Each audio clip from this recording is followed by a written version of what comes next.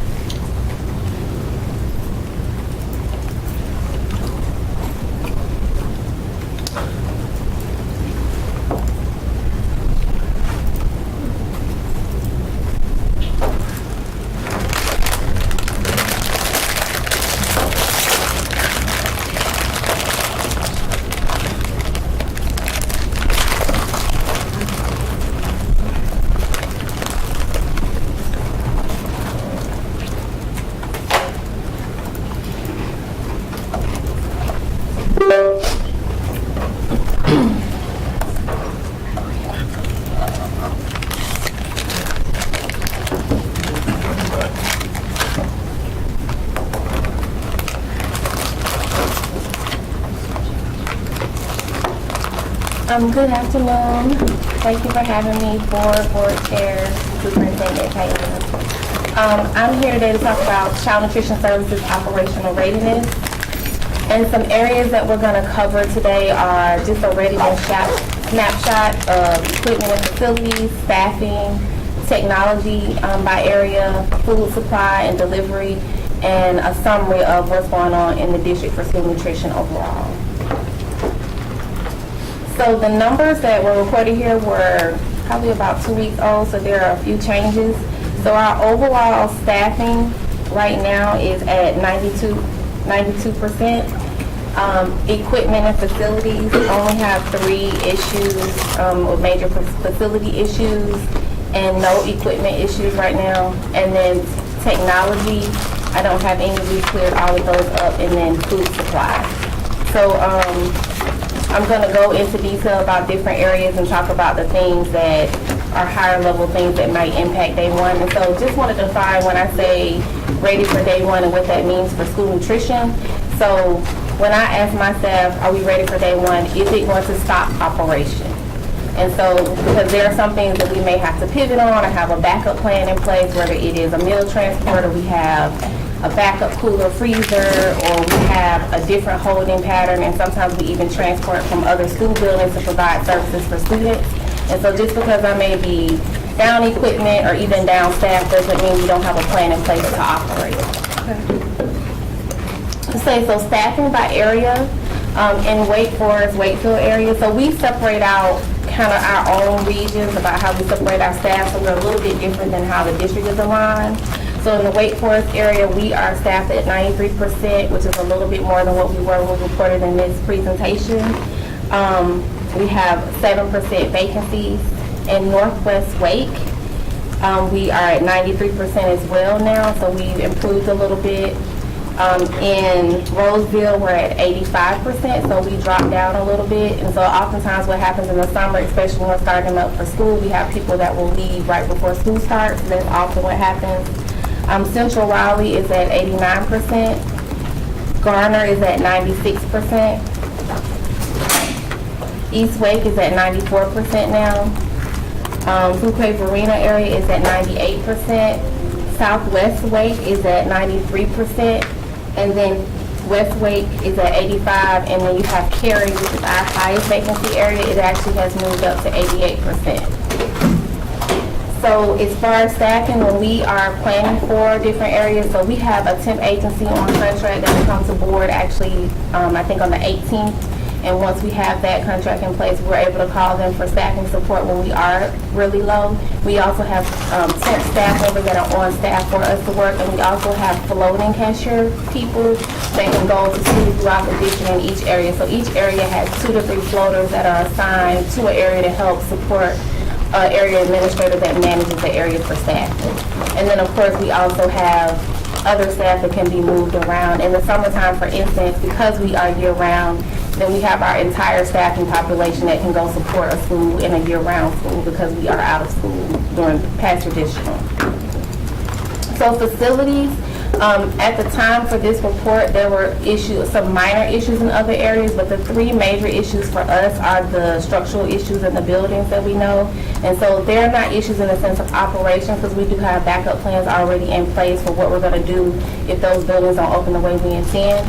But in the meantime, it's just us being aware of what's going on and where we are in the process. And if by some chance we don't meet the deadlines that we want to, do we have a backup plan in place? And we do for each building already for what we're going to do if we have to do something different. And basically, most of that is meal transports and moving staff and students into different buildings. So equipment by area, so we have a large number of outstanding work orders that actually aren't corrected in our areas, but that doesn't mean they stop operation. The things that were listed on this list were things that might be like if we had 3 ovens and 2 of the 3 are down, that would impact serving kids in a timely manner, right? Or a major issue for us is if a walk-in cooler or freezer is down. So for instance, the ones that are still on our list, so when we did this list, I had more, so I'm gonna go by area. So Wake Forest and Wakefield, I don't have any outstanding major issues right now. In Northwest Wake, I have Sanderson High School. They have some oven work that's waiting to be done, and then we have Carroll has some electrical outlets under a serving line. If that is not repaired, we will have a backup plan. Nate and I have spoken about some alternative plans in the sense of how we're going to support the lines to keep the line going smoothly. And that would be some alternative like warming methods, those kind of things, so we can be in compliance with the health department. For Roseville area, we don't have any outstanding areas right now. Sorry, I didn't mean to change. We don't have any right now that raise to the level of day 1 readiness. For Central area, we have Ligon, and that is the example that I used with the ovens. And so we do have a work order waiting on that, and they are waiting on it to be repaired right now, and Nate is working on that. The Garner area, we have some things that have to be fixed related to some equipment in Vandora and timber, and they are actually on the list to be looked at now with Nate's department. And then we have East Wake. You have the walk-in freezer, so we do have a backup freezer there to support us there, and so that is the backup plan right now until we get that item fixed. They are aware of that. And then we have a walk-in cooler at East Wake. The only concern that we have there is that school will be CEP, and so participation may go up, so that changes the load of inventory that they will carry, so we are preparing for that. And then we have Knightdale Elementary that doesn't have a freezer because it's down, and so they're in the process of waiting. And some of this is about like waiting on parts to be ordered, because even when the fiscal year changes over, we have to process that after, POR, come back into play. And then we have through Clay Arena, you have some, the oven is cutting on and off because of how the gas is running, so that's something that they're looking into. And then we have Southwest Wake that doesn't have anything, West Wake, and then Cary, we have Reedy Creek who has a freezer down as well. It's back up and running, so I have some updates. So Nate and I are both sharing this sheet, and so he's going in and giving me updates about what's going on in each school to kind of tell us where we are. So that's some of the things that might impact us. So technology-wise, we've actually closed all the major issues. Some of it was schools moving back into their original buildings because we had like Swift Creek, those kind of things changing over, so we might have to set schools back up. Right now, the Garner area is really just about Preach, and if it's in a building that is not us putting a POS system, but that's something that we can do in a matter of days as long as we know that we need to take care of it. And then the other one is we have some CEP schools coming back online, so we've ordered some tablets because one of the things that we're trying to do this year is increase breakfast participation, so we have a lot of schools trying to do some breakfast in the classroom, grab and go, things like that, so there's some technology support in that way. So we are ordering technology to help assist them with that, because the POS is how we count them as they go through the server line. And so that should be done. And we have some already on hand, we're just anticipating an increase in need for this school year. Food supply and deliveries, we're on track. Our orders actually come in the week before school starts, the week of the 17th. Managers order that ahead of time, and so then they'll get their product, and even if something happens, often we have inventory already that we can move around and substitute, like if we had to substitute a menu item or something didn't get filled the way we intended. So, summaries is our biggest area for staffing is Cary, and that is because that is typically a higher income area, so that is where it's a struggle to get someone to work at the salary that we typically pay for school nutrition workers. Facilities, like I said, that's related to our three schools where we all know that structural issue is, and then the equipment issues, Nate is addressing each one of those. He's been communicating with, we talked about the schools that I'm most concerned about, and those are the ones that they're putting up on their priority list at this time. And then technology, like I said, we are good there, and food supply and delivery, we're good as well. Some things that are coming up in the sense of how we prepare for day one is today, ironically, is our back to school manager training for traditional schools. We had one in June as well. We duplicate the same trainings twice each year. We do it in June and in August, so we get all the managers. Managers go to the 2-day training, and then we have a cashier training in June as well that mirrors the one that we'll offer the week is next week. And managers are required to go to both. Workers go to just one version of the training. And then August 17th, all our staff has been asked to go to open house, and that is to assist parents with, do they know how to fill out an application? Do they know how to access the online application? We also this year have a new free and reduced lunch application. That was something that a board member had mentioned about it being confusing. We can't take necessarily things off, but one thing that we did that we think made it easier to read is that we separated the English and the Spanish application, so that way there are not so many words on the page. And I should have brought a copy, but and we also changed the cover of it to make it more colorful and like engaging, and so that's something that we're really proud of this year as well, and it will be at the open houses for all the schools, and has been at the schools. And then we also have our digital application. The digital application is the best way because it is the fastest way to process a free and reduced lunch application. Literally, we can process it in minutes. And so we encourage families to apply for free and reduced lunch that way first because it is faster. Food deliveries, like I said, will come the week of the 17th and the 21st. And then August 20th, our staff will report they'll have prep and training. They get 2 days before each school calendar starts to do training and prep, because there's some mandatory trainings that they have to do for the district, along with additional trainings for USDA, and then also prep in preparation for the kids coming in, whether that's, putting up product, those kind of things. Any questions? Let's see, Evelyn, and then Vice Chair Hershey. The electronic form to fill out to apply, is that Does it have a really good mobile device interface? Like, is it easy to fill out on I your have never phone? gone on it on my cell phone, but I think so, because it does come up with a QR code as well. Okay.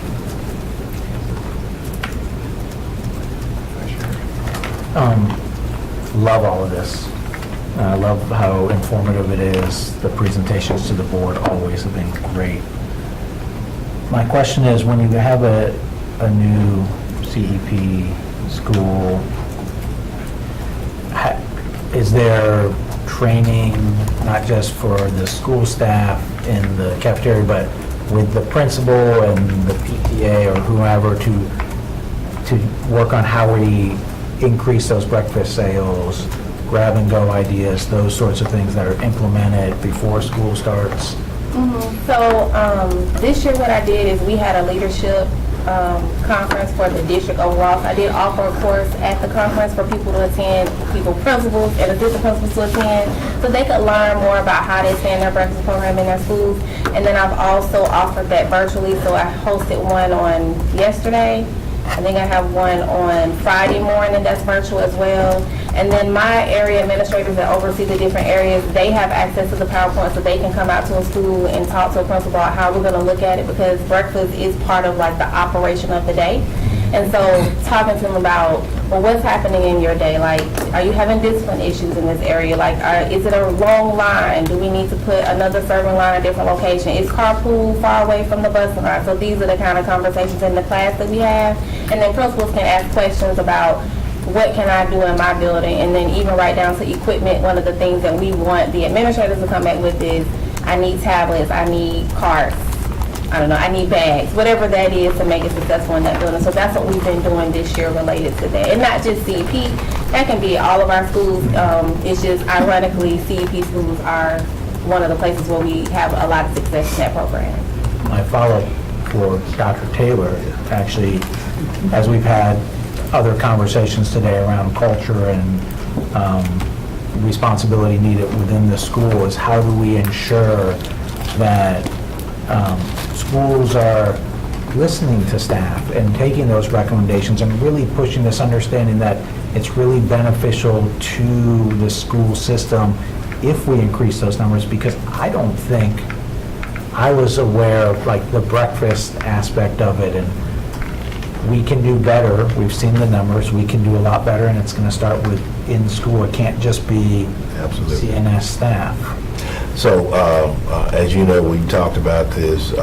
One of the things I was able to do is to share at a summer leadership what the actual numbers are in terms of CEP schools and regular schools that are not part of the program, both breakfast and lunch participation.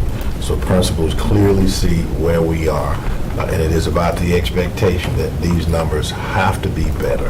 And so that's part of what we've done at summer leadership, and now being able to share that with principals, them knowing exactly where their participation is and an expected percentage that we want to see as an increase.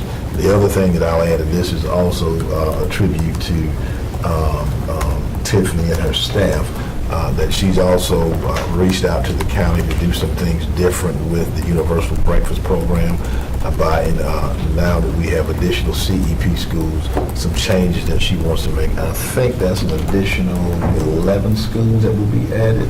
It could be 11 Universal Breakfast Programs. Okay, and so that is another way that we can expand that, but the absolute idea is every school knows what their participation number is, and we have got to do better. And so we'll start out with support, talking about the different options that they can use, grab and go, second chance, traditional, in the classroom. We want to make sure all those options are available.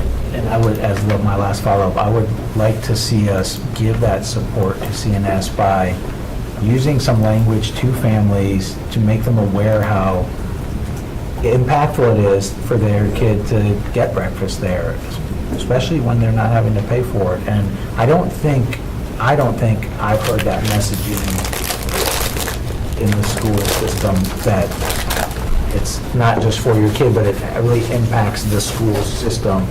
And please look at these items, because they've done a great job of cultivating some great, I'm looking at the breakfast. breakfast, and I would eat breakfast there every day. I agree as a, I mean, as a turkey, CEP sausage, student, pizza for breakfast. I don't know why you would even want to put yourself through the effort of not having your child eat in the school breakfast program. But again, that goes to different options because buses come at different times, parents drop off at different times. And so that's why you got to have something beyond the traditional way that you go in. So traditional classroom, lunchroom participation, the percentage is going to be here. The highest is going to be breakfast in the classroom, and then all the things that are in between. So schools have to look at either encouraging people to participate in the traditional program and or having additional options beyond that. So Thank you. Ms. Lawrence, thank you so much for the thorough presentation. Your presentations are always thorough and transparent, and I can appreciate that. My question is specific to the backup plans for Creech Road, Davis, and Durant. I know you said that there were backup plans, in place, but is there any specific outreach going to parents to reassure them that, yes, we will still have breakfast, yes, we will still have lunch, no matter what? I have not said that out loud in that way, but I can communicate it in that way. I think I want them to recognize is that as far as from the school nutrition perspective, we're going to make it normal. Whether they're in any building throughout the district, it will be the same process no matter what school, but they're going to get a breakfast every day. Okay. And lunch.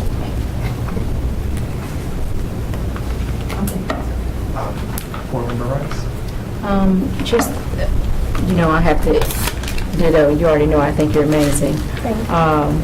But I just have a quick question around the numbers, and thank you for the great imagination and innovative ways that you're utilizing your CEP. Yeah, thank you. And everything, but my question to the point though, my question is, how are we supporting, right now, getting ready to go into this next school year, you came last time and our free and reduced lunch, not our free and reduced lunch students, but our students who are not free and reduced lunch, how are we with getting support and people to rally around helping with that piece? Will this new model extended model that you're doing help those families that aren't able to qualify for free and reduced lunch to receive benefits to make your costs go down of having to recoup those funds at the end? So my hope is increasing the CEP schools is how we do that, because we've expanded from 44 schools to 53 schools for CEP, and then you add an additional 11 schools for breakfast. So that is reaching past students that actually are in the higher income school buildings, because I'm able to offer those meals in schools where they typically wouldn't qualify. And so that was like the superintendent said, there was a Senate bill that allowed us to cover, the state to cover a gap in schools where we would have had to use our WakeGov funding to cover that. And so that's how I got those additional schools. So I think that's how we do that, is because we're taking the funding and we're stretching it further, which means we're putting more kids under our umbrella with no need for an application or anything. Thank you. That's what I wanted to make sure. That's all, Mr. Chair. Any other questions or comments? I just wanted to also just thank you all for lifting this up. And, I've been hearing out in the community, I actually was approached about the increases of school meals and explaining that. And so I know it's not a part of this presentation, we've discussed this often, but if you could just remind how all of that is connected to the increase of food prices, to benefits that we offer, just so folks can understand that process a little bit more. So I guess starting by saying that we're an enterprise fund. So school nutrition is fully funded by how we operate and the sales that we make. We cover all of our own operating expenses, which includes our labor, our food, our overhead, anything that you see that we do, whether it's a tray, a spoon, a milk, we have to cover the cost of that. And so that's tied to the money that we charge for student meals. We are supplemented by the federal government with the free and reduced rates. And so when you have a reduced student, you get about 40 cents. When you have a paid student, for instance, for breakfast, it's about $2.54. And so what we're trying to do is serve our meals for half of that cost, because our cost should be between 40 and 50%. And so when you think about serving breakfast, like where can you go and get breakfast for $1.20? Nowhere. And so that's the challenge that we face when we are planning for school nutrition. And so the benefit of raising prices is to get us closer to that, but also the benefit of expanding like CEP, meal participation, that's increasing our overall revenue. And when you increase our overall revenue, then we don't need the same community like raising prices of meals, because in theory, if we were to sell enough meals, then we wouldn't have to keep increasing prices because we'll have more operating revenue. And so that's how it's all connected. The ideal thing is that when we go into our schools, especially CEP and universal breakfast, is that everybody eats. And when everybody eats, we have the funding to do other things, even in other buildings. And so that's how it's all connected. So essentially, we need our schools that have CEP eligibility, community eligibility, schools to increase their participation so it impacts the district overall as a whole. Correct. And even our paid students as well, but they all work together collaboratively to support the district financially. Thank you. And hopefully we can get some great messaging out explaining what community eligibility, CEP is, a community eligibility program. I was jacking up those P's. I'm waiting. I was putting on my spread hat, I was getting my acronyms a little jacked up, but sure, and then we'll wrap up. Yeah, thank you. Are you able to do your yard signs to promote Yes, breakfast? so we do have yard signs when you talk about how do we communicate to parents. And if you drive in some of our schools right now, you should already see some of them where they drive and they read the messages that they drop their students off. Recently, we had a principal suggestion at one of our breakfast trains where she was like, can I get signs for my bus route, bus loop? And so we are going to make some different messaging, because that'll be directed toward the kids, to make them see the signs as well. And so we have implemented that, and I've had a lot of principals who've seen it, who've asked for signs, so we're going to print more. It was really a pilot program, but now everybody wants signs, so I am going to be printing more signs for all of our schools to have that messaging out there. Thank you. And Oh, and I did want to mention, we did notice that with the yard signs, we do see, because we're watching clicks on our web page to our menu and our payment system. So where the schools have the yard signs, we have seen an uptick in community engagement with that. So it is working. I think that's great, innovative ways for us to get the message out and to make sure that students have a nutritious meal so teaching and learning can take place. And we all know that kids cannot learn if they are not fed. So thank you for the work, and looking forward to a great school year. And we will transition now to our EC transportation updates and our EC transportation for the upcoming school year and our back to school updates. So we will welcome Mr. Tompkins to the table.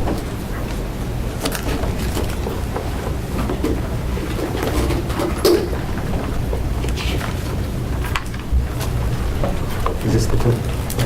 I believe so.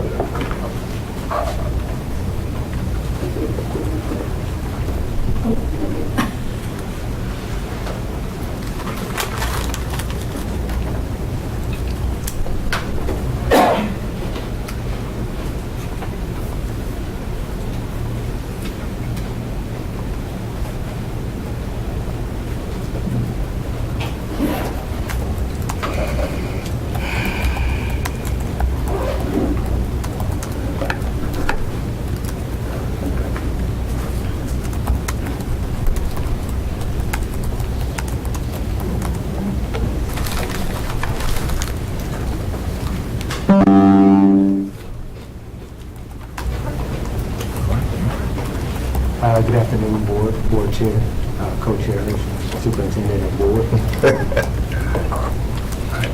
So this is 2026-27 year fleet readiness, ensuring a safe, reliable, and operational fleet for the first day of school. So in this presentation, we will go over updates, strategic goals, and objective, transportation staff updates, bus driver recruitment efforts, staffing levels, finance, and incentive programs, bus routes for 2026 and 27, No transport zones expansion for 2026 and 27. Field operation preparedness, fleet maintenance update, and EC transportation moving forward.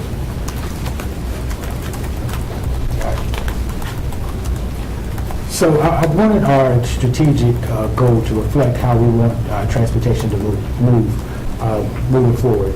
We want to leverage innovative technology and use that technology to drive, to have data-driven decisions, and operational excellence to provide every student with a safe and reliable and accountable transportation experience. Our aim to create a transportation system that enhances student safety, improves communication with families, empowers staff with modern technology, and delivers exceptional customer service every day.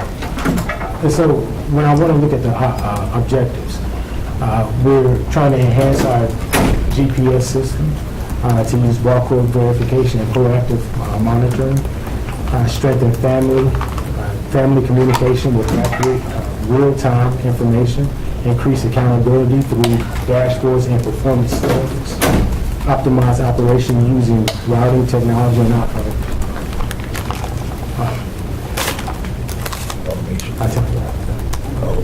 automation. Sorry, I was nervous. Empower employees with modern tools and training. Build public trust through transparent and dependable service.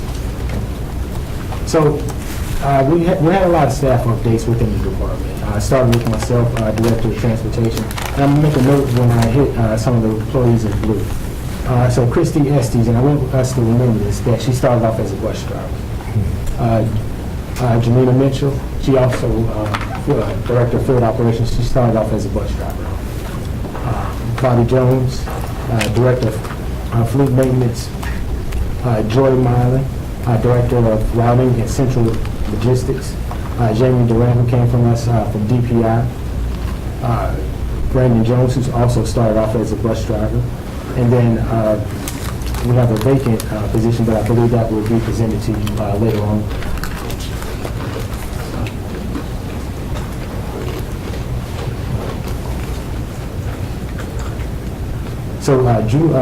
So driver recruitment updates, July 11th, transportation. We had a job fair, thanks to the recruitment team. We had 229 to register, 76 attended that registered. We had 35 to come in from social media, and then we had a total of 111 that fully participated in the job fair. And so we have, if we look back at 2025, the driver hires, we had 548. This year, we do have 533. From July 2026, we had 12 that graduated from the CDL program. And through the efforts of the job fair, August 17th through the 18th, we have 56 potential candidates that will join our class. And so when we're looking at how we're going to retain drivers, I wanted to have another feel for them. I wanted them to have a process of exposure. People do better when they know more. People know more when they have the opportunity to be in the rooms that they usually don't have that opportunity to come in. So we want to provide employee exposure, expand knowledge, and develop new skills, prepare employees for future career opportunities, and build a stronger, more versatile workforce. How we want to get these candidates? Right now, we have team leads, we have bus drivers, safety assistants that express interest of wanting to do more. And so that will go before leadership board, and we will look at their attendance, we'll look at their performance, and see where they can fit within the organization. Most times we look at transportation as just drivers or safety assistants, but transportation has many more factions to it. You have routing, you have field operations, dispatch, driver training, safety, fleet maintenance, and transportation administration. And our goal is for them just to have a more broad understanding of transportation and our career pathways. You know, employees will have a more base knowledge of the operation and more in tune of how they can perform to get to where they need. And this is also giving our employees a leg up so they can compete with different candidates in the workspace. So our bus driver in service, transportation in service is scheduled for the northern and eastern area on August 12th at Wakefield High School from 9:30 to 2:30 p.m. And then also the western area, I have a time now and date, will be August 14th from 9:30 to 2:30 p.m. I invite all to come out if you're able to step in to see the in-service for our drivers and safety assistants. So our finance and incentive program, just so you can see where we fall in. So this year alone, we had 547 employees to receive an retention bonus. Our new hires, we had 100, and that paid for each new hire was $1,200. Recruitment, we had 9 employees to refer, and that was paid out at $900. So when we look at the public attendance bonus, so usually that is factored each month. We have 320, around about that average number of employees that receive that. And then as we go down, we have 620 employees receive up to $500 so for the semi-annual bonus. So they can start in the middle of a year, and that leads up into that 500, and it's prorated from their start date. As we pay for our CDL permit, so right now we're paying $87 for our CDL permit, and CDL license, we're paying $106.50, our DOT physicals, $107, and TB testing at $32. And right now we're at around about 1.7 for our overall incentive for our drivers.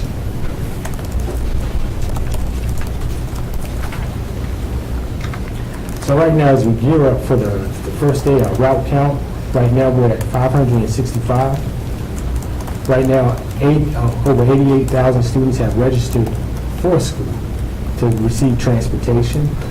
Among those, as we look at our routes, you see 6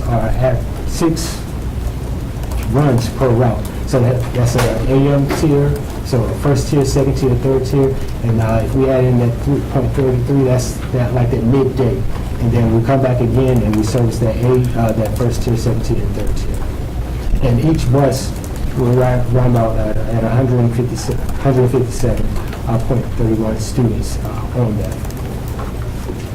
So school transition update, so we have Hilltop Needmore opening as track 4 only. Brentwood ES staying at Spring Forest swing space. Freeport will move back to the renovated campus, so will Smooth Creek move back to the renovated campus. And so I believe this is the slide most of you are wanting to see as we go over. So I want you to remember that first number, 723 total active CDL drivers within the transportation department. So as we look at our active school bus drivers, we have 533. That represents our 10-month employees and our 12-month employees that are just bus drivers. We have 565 routes, and we have a vacancy of 32 positions. So I just want to go over something real quick. As we look at our bus drivers experience life just like anybody else in any other position. They have time off, they have medical emergencies, they have life happens. In life happening, we have the numbers for our team leads, which is at 54. We have our own calls at 87. And we have our full-time subs at 49. So as we come into the first day of school, every bus will have a driver in that bus, a CDL certified driver to drive for Wake County Public Schools.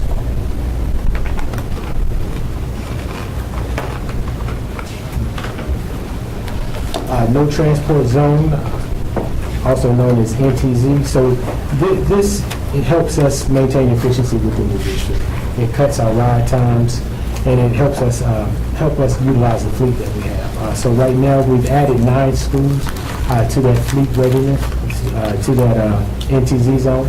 And then also, we have 11 schools that we expanded. So I just want to be clear that NTZs are not unique to Wake County. They're worldwide. And in that, they may be called walk zones, they may be called whatever that district refer to them as. But NTZ zones are just a tool that the state gives us. In Wake County, it's 1.5. In other districts, it may vary, but it's a tool that we use to transport students. So right now, 140 schools in Wake County have an NTZ zone, which represents 70% of the county.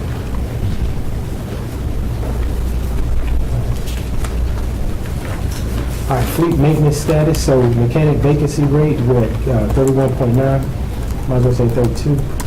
Preventive maintenance program, we're 100% caught up. Fleet readiness, we're at 95% operable, so just so you know, we have 800 in our fleet. At that 95%, we're at 760 that are ready to roll at any given moment.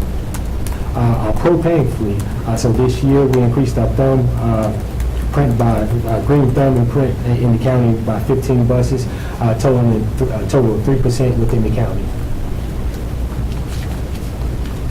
So if you look at this number, the DPI inspection results, the lower the number, the better. So as you see how we came from 2014 all the way to 2026, we're at 17.90. So shout out to our team for doing a great job, our drivers for making sure that everything was clear from the bus when we had our inspections. And so right now, we're at 17.90. That's the lowest Wake County has ever been. All right, so now to address the elephant in the room. EC transportation.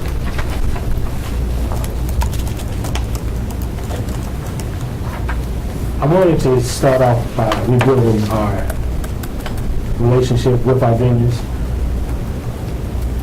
In doing that, we had to come to the table and have meetings, steady meetings. And the reason for the repairing the relationship, because a lot of things happened prior to me that we wanted to make sure that was fair for each and every vendor. So during my 6 months, tomorrow makes 8 months that I've been there. During my first 6 months, we've established monthly meetings that we have with the vendors, where we've improved communication through transparent dialogue and address concerns proactively before they affect service.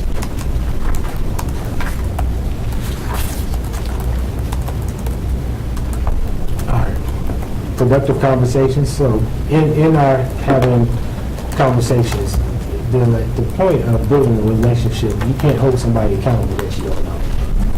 They don't know the standards of how you want to operate. And so these past 6 months have been just that, me building a bridge to help and better understand our vendors, where they're coming from and where we're going to as an agency. And I use the word partnership because when a student is not picked up, it's not just them, it's Wake County that's not picking up that student. And so for all the parents and board members and teachers and APs, I hear you when you send those emails. I take my time and read them to make sure that we have a clear understanding. And so we have to build mutual accountability, establish shared responsibility for service outcomes, set clear performance expectations, and follow through with both Wake County and vendors.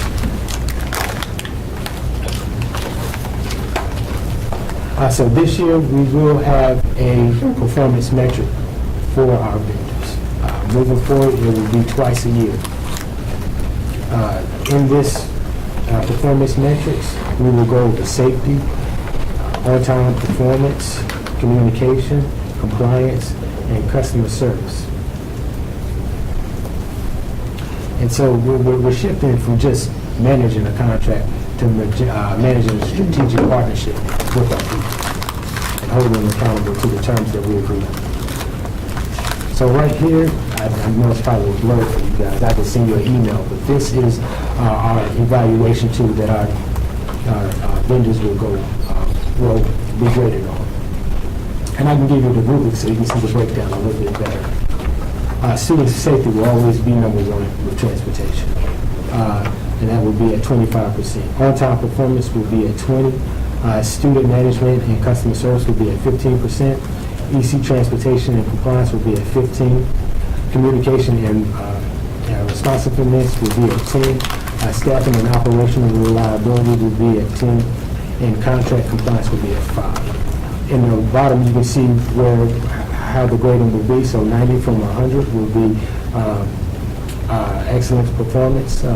We have 80 to 89 is satisfactory. We don't want to live in satisfactory because that will lead to the next one of needs improvement. And so when we have vendors that reach that needs improvement, a corrective action plan and a tool will be formed for that person to get to where they need to be. And if they can't get there, then we're going to empower them to be somewhere successful other than Wake County.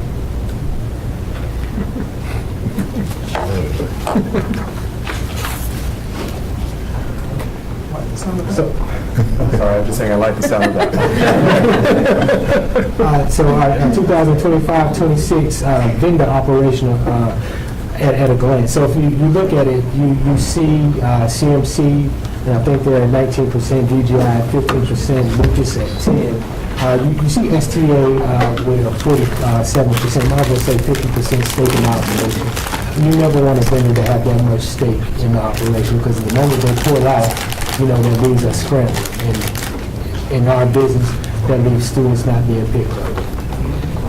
So moving forward, and continuously moving forward, I will be looking to reduce their stake in the operation and spread it more equitable across the board with our vendors. So you can see as of today, STA is at a 12% decrease, while VGI had a 4% increase. CMC had a 2% decrease. Lucas had a 4% increase. Shivers had a 6% increase. And Assistance Travel, which represents 3, are now working to take in more stake in our operations.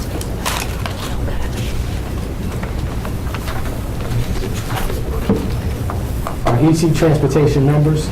So for all students that are recognized as EC, we have 5,214. Assigned to Yellow Bus, we have 406. Vendor riders, we have 2,710. So when we look at that 5,214 number, 547 have already signed up to receive stipends, meaning their parents would be their transportation to and from school. That leaves 1,551 that have not decided or requested transportation.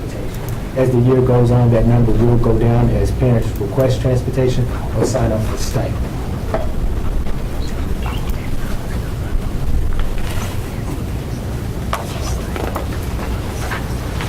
And just to give you a glance at where we are from this year, or this past year, 2025, 2026, in our stipend, we're close to 1,000 now, close to 1.8 million in stipends paid. And then put over in the side to where you can see how we varied over the years. So 2022, 23, we were at 400, over 500,000. You can see that it's almost double 2023 and 24 to 750, paying out close to 1.8, and 24, 25 over 1,000 at 2.6. So one thing I do believe in, I believe in giving our vendors the tools to be successful. When you give a person the tools to be successful, there is no excuse on how the evaluation turns out when you're making sure they have everything they need. So when we look at the diagram, we've broken them into geographical locations. That's a tool of accountability for me. I know which area we have vendors, and if that area starts to slip down, I'm able to target which vendor and have those conversations. While the vendors have their own geographical location, they also have their own dedicated router. So they have a dedicated person they can speak to when they need to change routes. So they don't have to call in and just speak with the routing department. They have a specific router that they can speak to make the adjustments.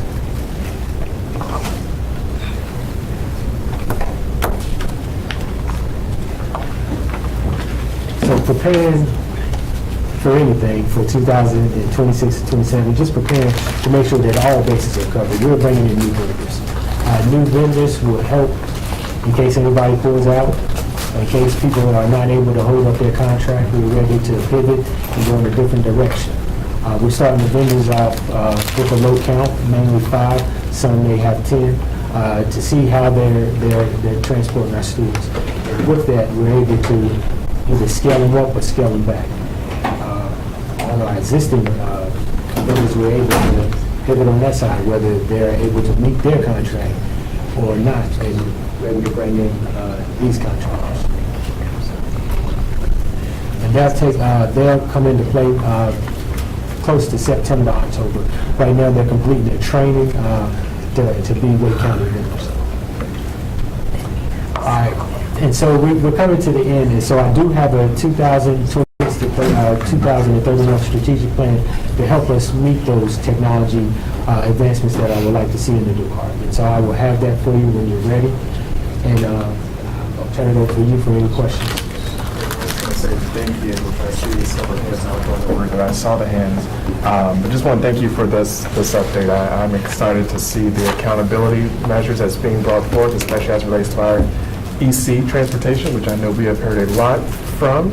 I'm not going to call those vendors out, but I'll just look forward to seeing what their evaluation looks like. So with that, I'll go I'll go in the order with Board Member Hegarty, Dr. Ng, Dr. Joe, and then Ms. Rice, and then that's it. I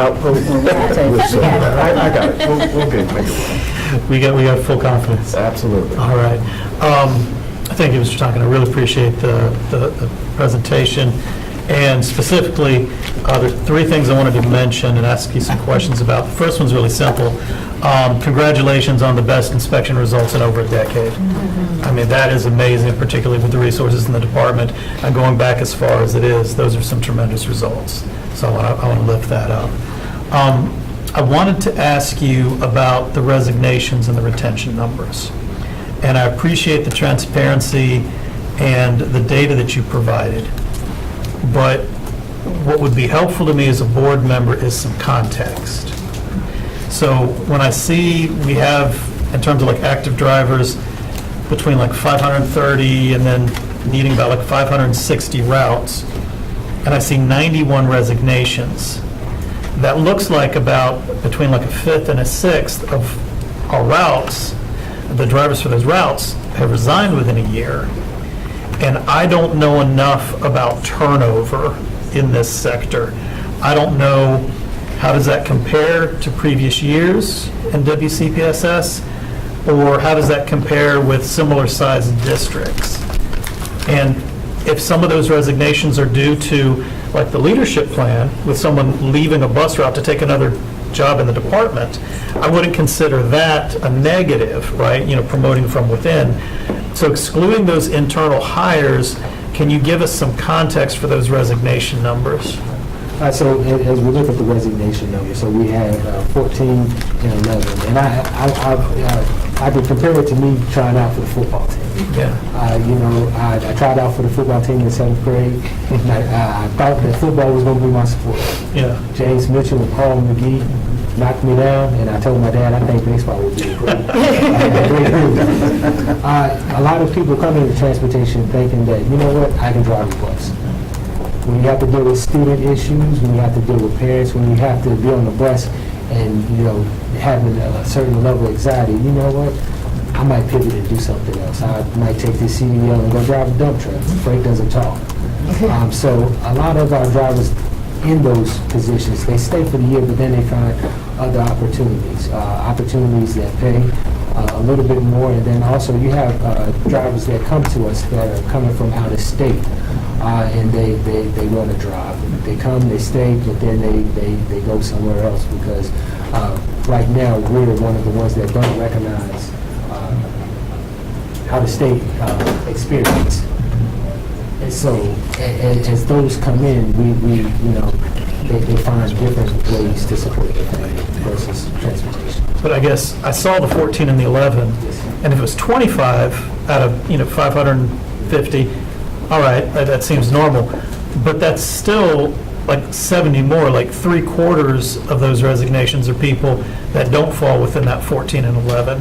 So is that, have you looked at that? Is that normal? Just, are we seeing that much turn? Because like you said, you can take that CDL and you can drive a lot of other freight lines, Amazon, you're going to get paid a lot more per hour, and we get that. But is that high of a turnover rate normal or acceptable, or is that a problem we need to address? I would say it's normal within transportation, and I'll be even more transparent. Sometimes we have to empower people to go somewhere else to be successful outside of Wake County. And sometimes those turn into behavior issues, those turn into not being able to pass certain tests, and so they have to go be successful outside. Okay. But it's not, that number by itself just is not a concern to you? Okay. Just to add that to that, we do have year-over-year data that tracks that, and it's not that number has not significantly changed since we have tracked that data. Perfect, thank you. Thank you. And so then my last point, Sheriff Swanson, the NTZs, and I know we call it that, and that's, like, you know, we have a lot of different language. A lot of this, when you look at the increases, it's not necessarily that we have the no transit zone because it's improving service for riders and families. It's really due to managing resources, right? And, you know, we're talking about a reduction in service, and that will impact, from what we've seen with the recommendation, you know, hundreds of families in the district. If you've got 157 riders per bus, and you look at the number of routes that we've had to discontinue because of resources, you know, we're talking hundreds, you know, maybe 1,000 or more families that are going to be impacted by this. After this presentation, a little bit later on, we're going to be talking about the budget. And our board members, as you know, we begin our budget deliberations in the late winter and early spring.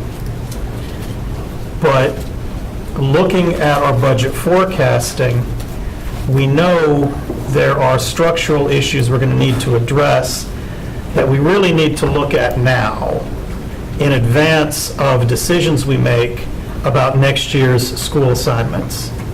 And so you bringing this to us now, I think, gives us a good chance for us to present you with some questions for a future meeting that you could come back to us with data before next year.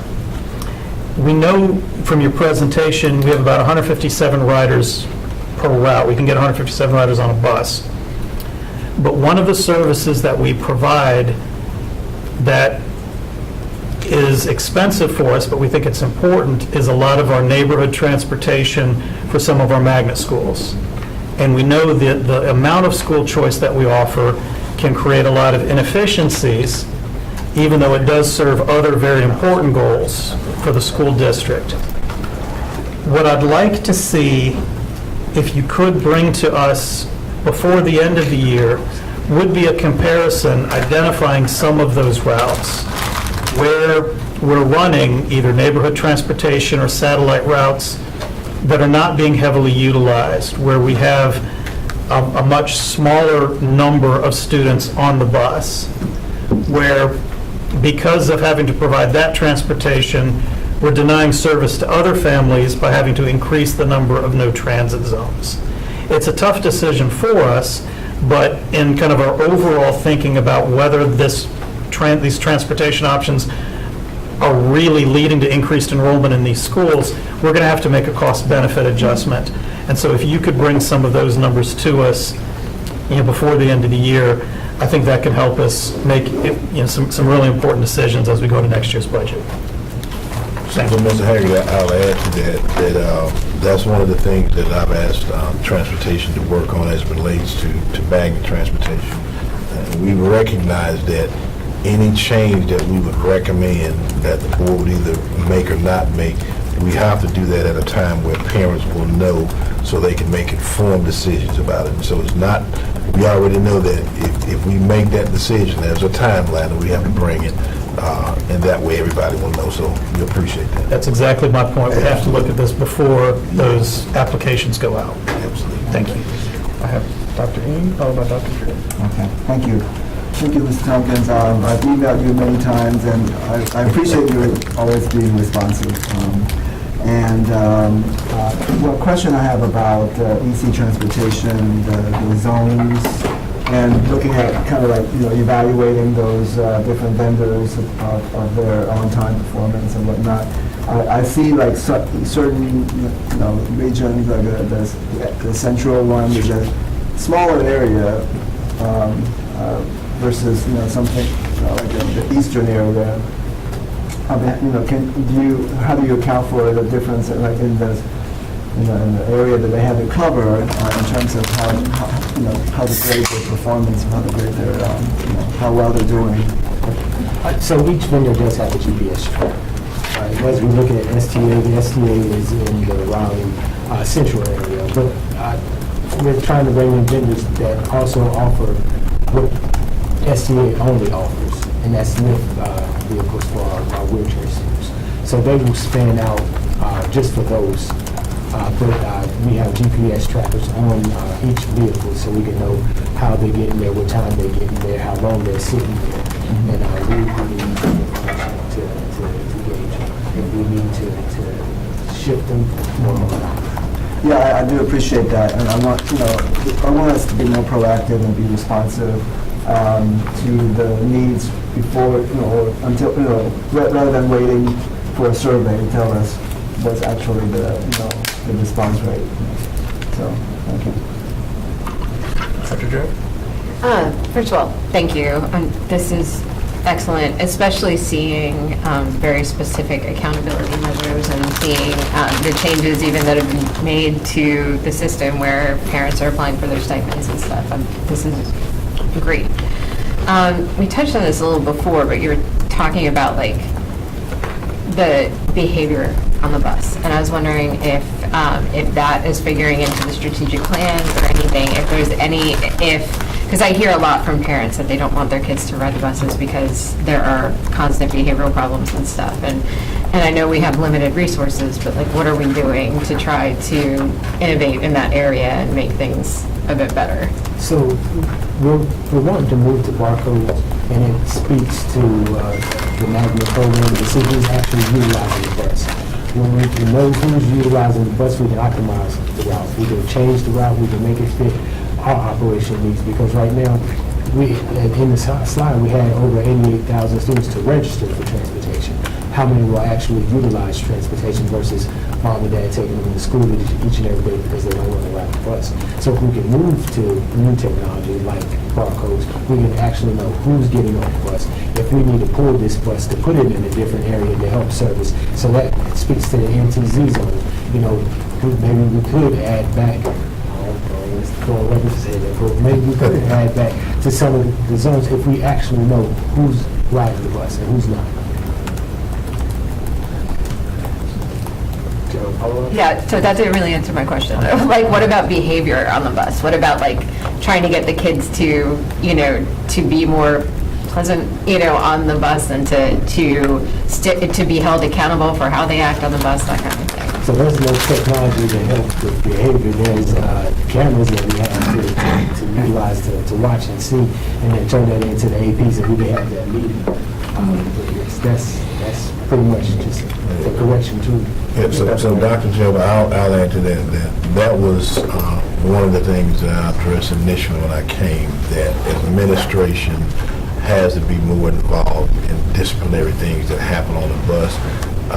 One of the issues that we recognize that when we've got a tiered system, administration is not as tied to the bus drivers and the hiring as it may be in other districts. But part of the responses that I got from bus drivers is that you turn in discipline things and nothing is done about it. Yeah. Talked to some, they said, hey, my administration is great. So we've just had to re-emphasize to administration that they have a responsibility for addressing behavior on bus, doing it in a timely manner, and then making sure that the proper disciplinary action is put in place. So as those things come up, we just encourage our bus drivers to push that to administration, and that if they're not getting the results that they believe, then that's when they let us know as administration so we can get involved in it. But that was an issue that we had to make sure there was consistency across the board. Thank you. And perhaps there could be, conversation with families on bus etiquette before you come to school versus putting that burden on the bus driver and the administration. So I'll leave that there, so I don't go on record saying something that I shouldn't. So I'll go to Board Member Gordon. Thank you for this great presentation. I have two questions. The first question is, just for clarity, I know that you're reporting that we have, 32 vacancies, but then on slide 5, you say that we have 56 potential candidates. Would those potential candidates possibly fill that vacancy rate, or, I just want to be clear. So those are individuals that came to the hiring fair, Right. and so they applied to be a driver, they qualified to be a driver, but then they have to go through all the courses, the testing to be qualified. So sometimes that 56 may dwindle down to 10, depending on how they are able to pass the course, and then they have to take their CDL test. Some of them already have their CDL, so hopefully they pass, but the ones that are new coming to the situation, they may not. Okay. And then my second question is, the information that you provided about the EC transportation vendors, what made it possible for STA to have such a large, and I think you touched on it a little bit when you were answering another question, was it because they have the ability to offer what other vendors can't, or was it like a price issue? Like, what was? It was selective. Okay. So their placement, their placement with transportation was selective. So they were given routes, and Gotcha. they were scaled too quick, too fast. Understood. Thank you. Board Member Caulfield? Okay,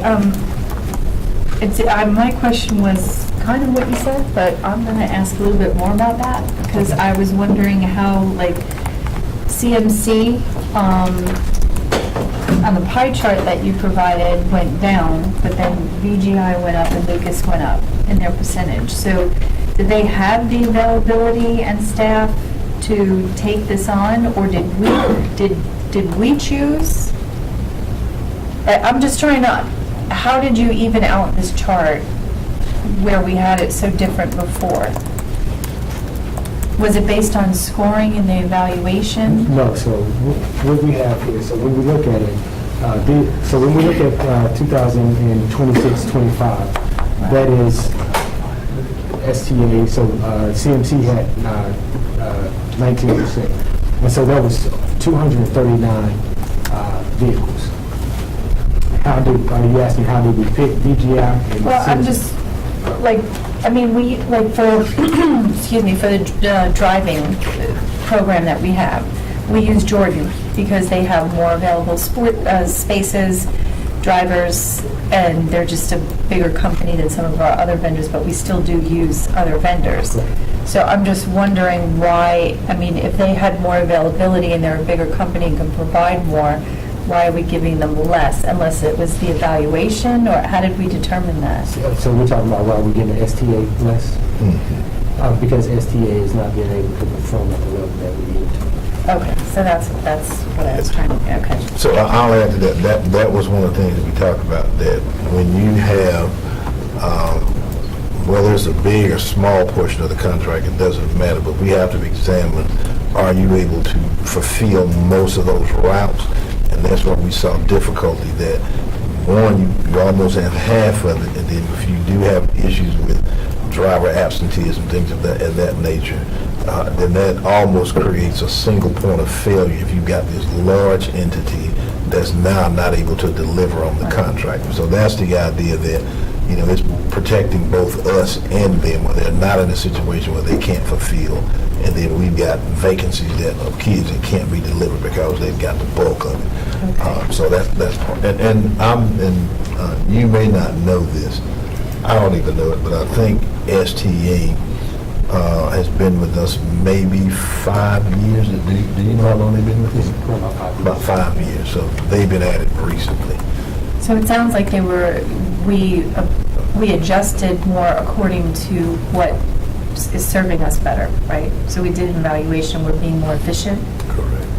Oh, yes, moving Okay. forward, yes. I just wanted to clarify, because I was trying to figure out, how did we do the numbers? So it sounds like, because you have a lot of data in this report, this is really great information that you provided to us. I think it's very helpful to put all this information out there for everybody to see exactly where we are, where we could improve, and that right there shows that we're being a little bit more efficient with how we're going to serve our students better. I wanted to ask you about the behavior issue, because that is definitely something I think we all probably hear about, and it was one thing that I wanted to ask, and you mentioned when Mr. Haggerty asked about the resignations, you also mentioned that some of the bus drivers do realize they have children and parents to tend to, where if they go, say, work on Amazon, they're not going to have a problem with the boxes in the back, right? So we brought this up in the past. I don't think with you directly, but it has been in the past couple of years. We can't afford to lose more drivers, so I'm just more concerned, like, what can we do proactively about that? And I think, and maybe this is something for you, Dr. Taylor, our expectations in the beginning of the year, is it something we could put out to the parents? Well, we could be more consistent with. From a behavior perspective? Yes. Okay. For our bus drivers and for the other families that won't get on the bus, that would, if they didn't have some of these concerns. And some of it is behavior, some of it is also bullying, so I'll go back to that again. So I'm just wondering, is there a way that we can present to families in the beginning of the school year, welcome back, here's all the things you need to know, these are the expectations that are on the bus, and if this is a problem, then you're going to be removed from the bus. Just parents are just alerted to talk to their kids. It's just, we're setting our expectations of what's going to be on the bus rather than reacting. Yeah, and so those are part of the beginning of the year expectations that schools share. I agree, this is just an opportunity to emphasize even more what the expectations are on the bus. So we'll make sure that we share that with our principals. So you're saying that we send something out to our parents in their opening packet every year? Dr. Taylor, I can share something. So you are absolutely right. This is something that the district has been studying and looking at. I don't know if they're still meeting, but we had a task force to kind of work through survey drivers, get information. One of the outcomes of that group was exactly what you recommended. So we do at the beginning of the year have various touch points with parents to remind them that riding the bus is a privilege that can be taken away, and that here are the very clear expectations of what students are expected to do when riding the bus. We will in our year-round back to school message, it'll be in our traditional back to school message. And we will look at it, and Jason, now that you are here and not yet new anymore, that's our running joke with St. Johnson, we will revisit this topic and kind of move back forward where that task force left off. Great, thank you. Board Member Rice. Well, Mr. Tompkins, thank you so much for being solution-driven. I will say that first. Greatly appreciate it. I must admit, I'm over here telling Dr. Taylor, very good, well done. If you can keep Board Member Rice quiet, you've done a great job. So I do have a couple of questions that I do want to ask, and that is on, I think it might be page 5, but anyway, you talked about you're 32, negative 32, I think you're needing 32 drivers. But then you gave a great solution base of saying, well, this is how we're going to fill it though, right? I think, did I hear you right when you said that? So for me, could you help me out with moving from percent and provide me a number? No, I wanted to say thank you for that, but can you hear me? For the mechanic, I'm sorry. So I wanted to say thank you for that, even though you said we have 32% vacancy rate, 32 vacancy for drivers. You talked about the different ways in which you can fill those spaces, right? I want to say thank you for that. But the question that I have with the 1% vacancy rate for the mechanics, what is that number for me? Do you know? If you don't know, you can send it to us later. So But I'll send that to you. okay. That's it. Me, I said thank you for solutions. Yeah, metrics. Man, you're on fire. Now, you're quiet, but it's a strong quiet, and it's beautiful. And I must admit, this was a great presentation. Yeah, very informative for me. I mean, I had to try to make sure I heard you sometimes, but what I heard was impactful and powerful, and I'm looking forward to the solutions. I did want to say that as you spoke about Mr. Strickland used to talk about some of the same thing with numbers and turnovers. I wanted to bring that up because he talked about solutions, and I thank him for being a strong leader and saying, this is what it is, this is where we're going, and this is the standard that we're going to set, and this is the standard we're going to stick to. And so I wanted to speak about we've heard before about turnover, but what you did differently for me was provide transparency of what that actually looks like. What you did for me was provide transparency on our students are not getting to school on time. I have numerous parents that contact me about our EC students and medicines not being taken on time, and the fact that you saw that and you've done something about it and you adjusted accordingly, and you spoke about why you did it. And so I think one of my colleagues talked about, I think Dr. Taylor just shared, our larger vendor has only been with us about 5 years, while I saw other vendors that's been on the sheet that has been in the district for 15, 20 years, and definitely shifting what you did makes sense to me, being one that's been in Wake County my entire life. So I want to say thank you for that. And so that's it for me. Just wanted to say thank you for a great presentation, bringing the facts, and I'm looking forward to see what you do next. Edmonds or Vice Chair, do you all have any comments or questions? Comment. Sure. Thank you for our communications lately about what's the facility called? Rock Quarry. Thank you. I appreciate it. I just want to also say thank you, and I do have a couple of questions, concerns rather, as it relates to the no walk zones or no transport zones, especially those elementary students that, are young and may not necessarily, it's just a safety concern. So wondering what can we do differently to ensuring and make sure those kids can get to school, because if their parents can't get them there and the bus is there in a no transport zone, then those students are missing, valuable time in the classroom. So just trying to think through what we can do. Maybe that's recruitment. It's been great to address that, but did not really expect a response. Just trying to get something to think through that, because that is a concern, seeing the elementary schools that were on there. And also just grateful for the accountability model, because I think we have heard, at least when I visit schools and, visiting our special education classrooms, that top of mind I always hear is the transportation. Folks not being responsive.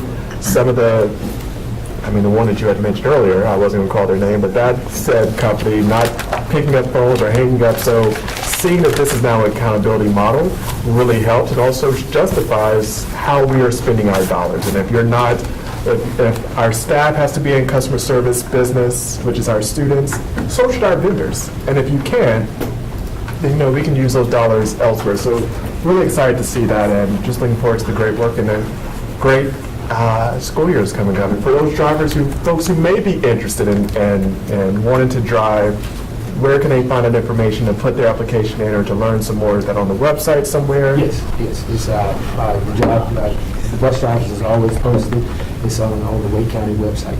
/careers. Perfect. That was my plug. I was waiting for someone to catch, but thank you, Lisa, for that. So thank you, and we will turn to our next topic, which is coming from our Chief Technology Officer and our Chief Academic Officer.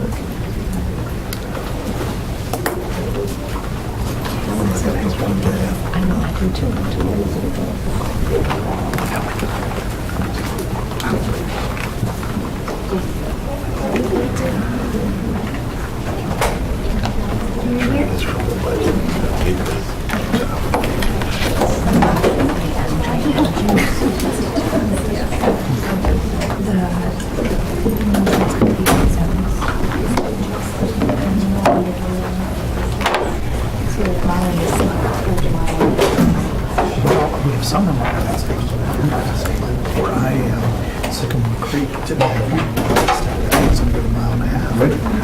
Mr. Chair, Superintendent, board members, the technology department just finished an endeavor. I don't know if it's more rewarding for us than it was for the students.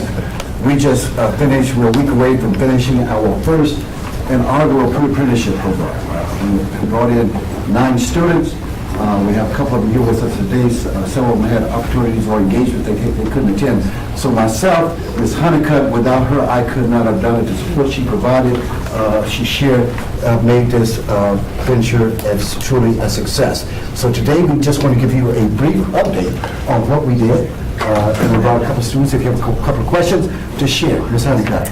So thank you so much for the few minutes this afternoon. We are super excited to share with you and highlight our first Wake County Public School System pre-apprentices. These are 2 of the 9 that we brought on board. We talk to folks all the time, our business partners, about the public school system being their best pipeline for talent. And a lot of our partners take us up on that, and they believe in that, and so they hire our students as apprentices. So we have been working with our friends in risk management and human resources for a couple of years to create the structures and systems that would allow us, the school system, to take advantage of our own talent.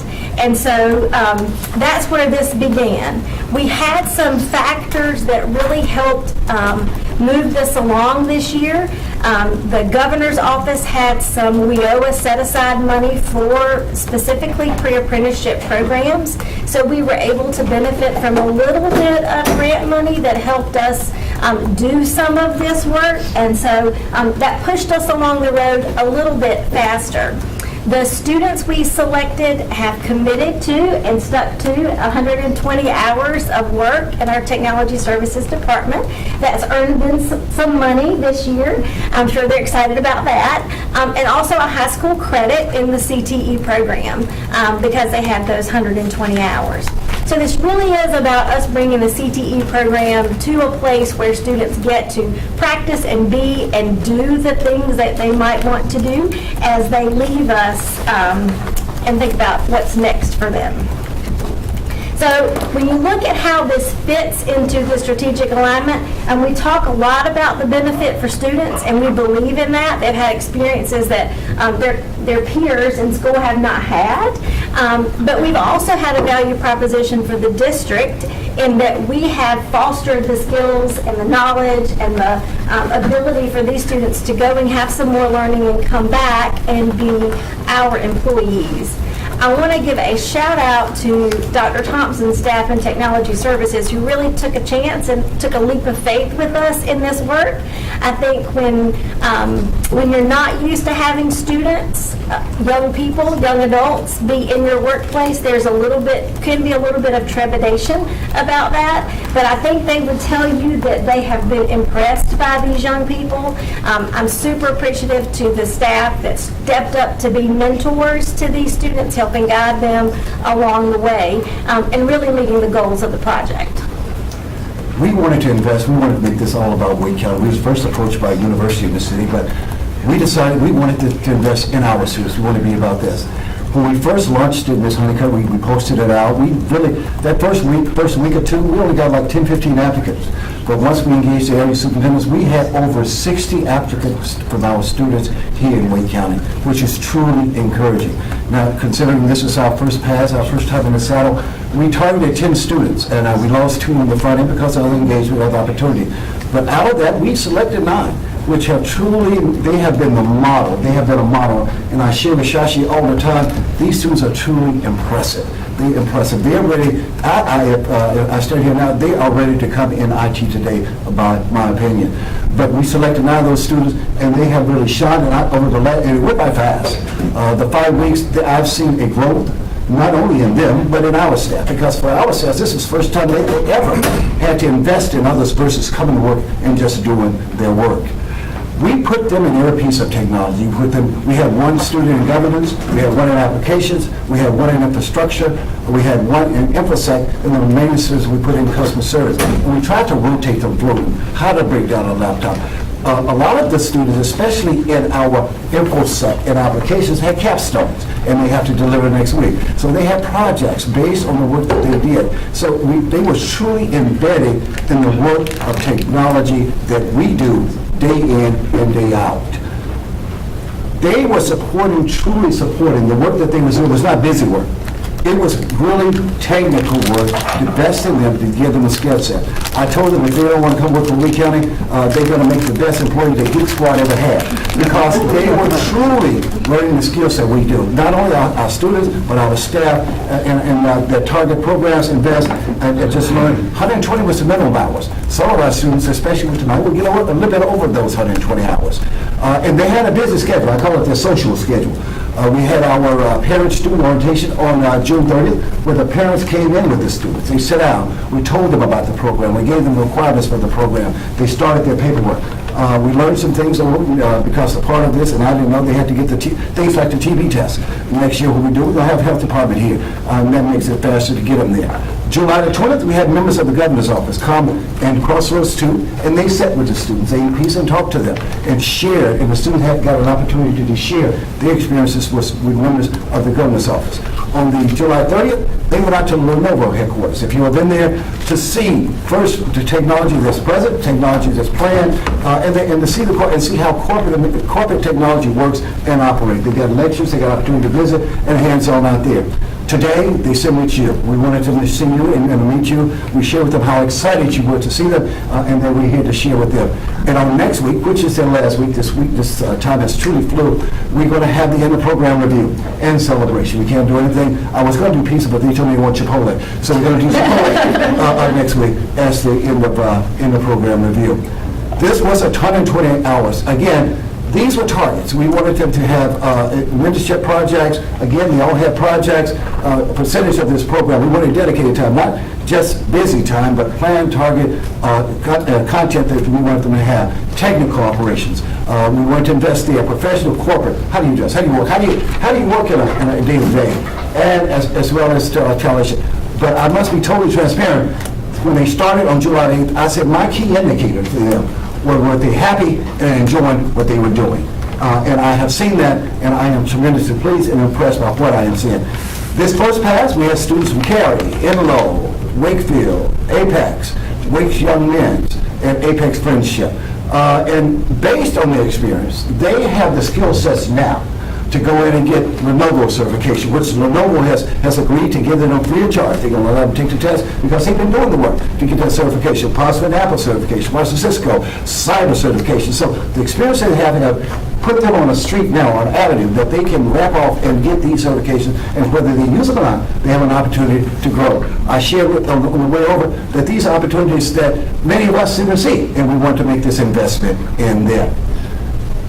We wanted them to have real-world solving problems, professional guidance, and we want to possibly create a pipeline with Wake County students that possibly can work in the IT Wake County Technology Services Division. And I think we have accomplished that in these 6.5 weeks based on what I see.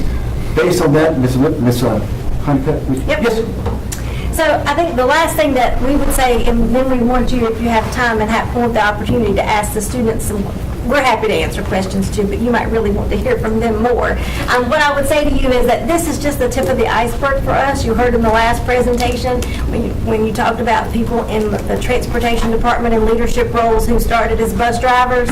In a few years, I'll be retired, but in a few years, there'll be people sitting at this table that say, I started in the Wake County Public School System when I was a student intern, right, or a student pre-apprentice, and that's really our goal. So we're thinking about technology services, we're thinking about M&O, we're thinking about lots of avenues, lots of structures in our school system where we can continue this momentum for growing our own. I call it our Grow Our Own program. I think I could probably come up with something more creative than that.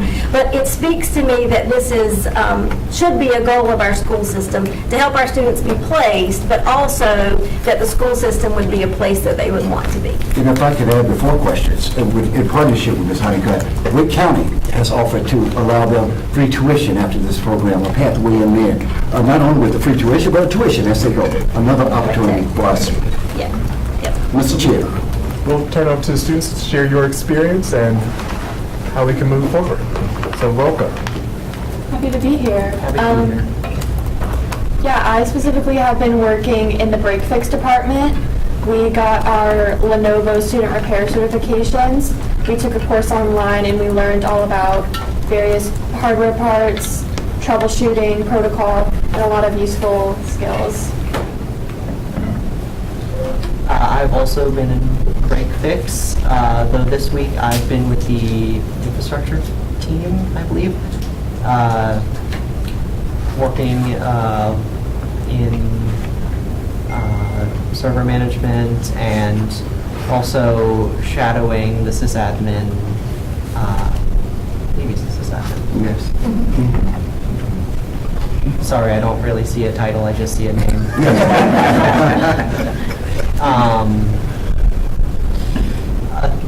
As she said, in BreakFix we got a certification, Lenovo Student Technician Certification, and from this program, my ability to diagnose and repair computers and also manage server infrastructure has grown significantly, and I also have gained a lot of knowledge about what a job in low-level and high-level IT, I guess that's the way of saying it, looks like, and I see a path forward in life. I see a path into IT now. With the Wake County Public School System.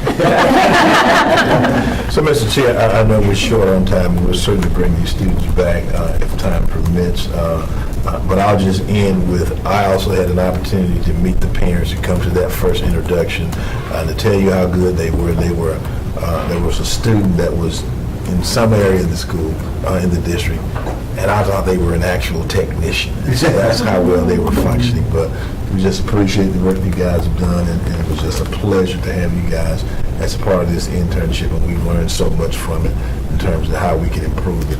And we certainly look forward to you all coming back and being the technology director and assistant superintendent, CG director one day. So, Mr. Chair. Just thank you, and thank you for allowing this, taking some time out of your summer to be with us, which is not always ideal. So thank you for that, and looking forward to this continuation of this program, and hopefully we can recruit and retain you all as great members of the team, and looking forward to see how we can do this in M&O and other departments as well. So I think this is a way for us to really be identifying the great talent that we have with our students and giving you all the ability to use your gifts and talents to make the school system better. So thank you all, and thank you for your leadership on this, Dr. Thomas, Ms. Honeycutt, and thank you all. And have a great academic school year. So hopefully you'll get a little break, so thank you all. Thank you, sir. So we will transition over to our budget portion of the meeting. So we will welcome Mr. Meader, Ms. Kimsey, Ms. Posey. And I want to be very clear that we're not taking any action on this at tonight's meeting. So this will be taking place, and it's outlined in the timeline So we will go over this presentation and expect some board action at the next upcoming meeting. Sorry, I feel like I had to throw on my teacher voice for a second. I'm trying not to use the gavel, got a little loud in here, so I'm trying to project. So welcome, Mr. Nieder, Ms. Kimsey, and I guess Ms. Posen. So whenever you're...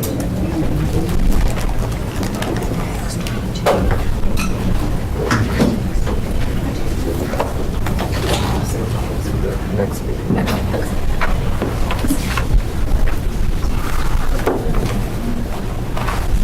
Well, let me clarify. We'll take action on this at either the next meeting or if there's some, it's already a special called meeting if needed on the books for the 25th. But just to be clear, we are not voting on this today. Are you ready? Yes, yes. Yes, and Chair Swanson, to your point, we will, on one of the slides, review the kind of the timeline, including the potential meeting. Yeah, I just got ahead of it because I had read an article that we were voting on this tonight, and I just wanted to be clear that there's no action on this. So I knew it was in the presentation, but I just got a little ahead of that to make sure we're pushing back on all mis and disinformation. Thank you. Yes, today's presentation is for information for the board and for the board to begin their discussion as well on how to reconcile the board proposed budget. So, good afternoon, board members and Superintendent Taylor. I'm going to now give you an overview of the finally approved state budget and then share with you what are the implications of the final state budget for the Wake County Public School System. Implications both for changes like compensation increases and other changes that were included in the legislation, but then also the fiscal implications associated with those changes. We'll share with you the reconciliation timeline and some options associated with that. And finally, we will put out options for the board to consider in reconciling the board's proposed budget to the now requirements associated with final state legislation. One note I'd like to make, excuse me, for the board before we continue. This was a unique year for planning for this coming year's, well, what is now the current year's budget of 26-27. 26-27 is the second year of a biennial state budget. In most years, a budget is adopted, and in the first year of the biennial year, it's a 2-year budget that the state adopts. And in that second year, in the short session, the state will review that second year budget, and they'll generally make some minor revisions to that second year. What was unique about this cycle is there was no state budget in the first year of the biennium, for either the first year or the second year. So as staff and the superintendent were working to propose a budget, we had that much less information to go on. Just for reference and just for context, I share that. So just a timeline of where the board has come from and bringing this up to today. The board was required to get their proposed budget to the county commissioners by mid-May, which you did. And then on the 1st of June, the county commissioners approved their annual budget. And they approved the increase, the full increase in county appropriation that the Board of Education had requested from the commissioners. On June 17th, the board approved an interim budget resolution which allows the district come July 1, which we're now a month past, to continue to operate even though we don't have a formal budget resolution.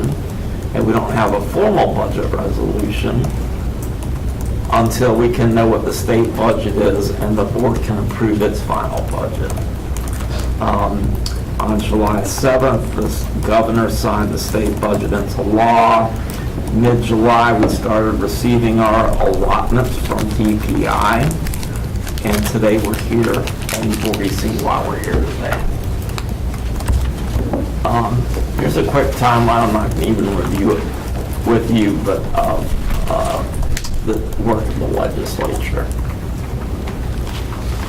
So, jumping in to the changes, going to focus on compensation and then a few other policy areas that have implications for the board and for the district.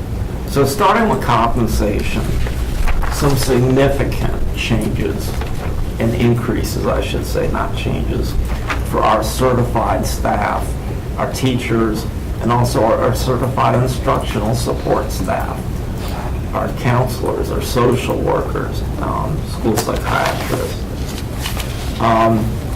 They've moved the starting pay or step zero significantly up to $48,000. I believe that was about a 17% increase, significant. And the base pay on the base schedule for a teacher with no advanced degrees, no additional certifications, is now $59,000 for 25 years of experience. You'll see though that gap between, or the range between 48 and 59 over a 25-year period is really not that significant, and that's my assessment of that. The state did authorize a step increase. The ranges of those step increases on our day zero schedule range from just under $3,000 a year to just over $7,000 a year. And there also was a legislative one-time bonus of $500 for teachers with 0 to 15 years of experience, and $1,000 for those with 16 or more years of experience. Assistant principals have and will continue to be based on the teacher A0 schedule with a differential of 19%. So they more or less follow suit with what I just reviewed with you for our certified staff, including the bonuses. But again, not on the bonuses, but on the salary increases with a 19% differential.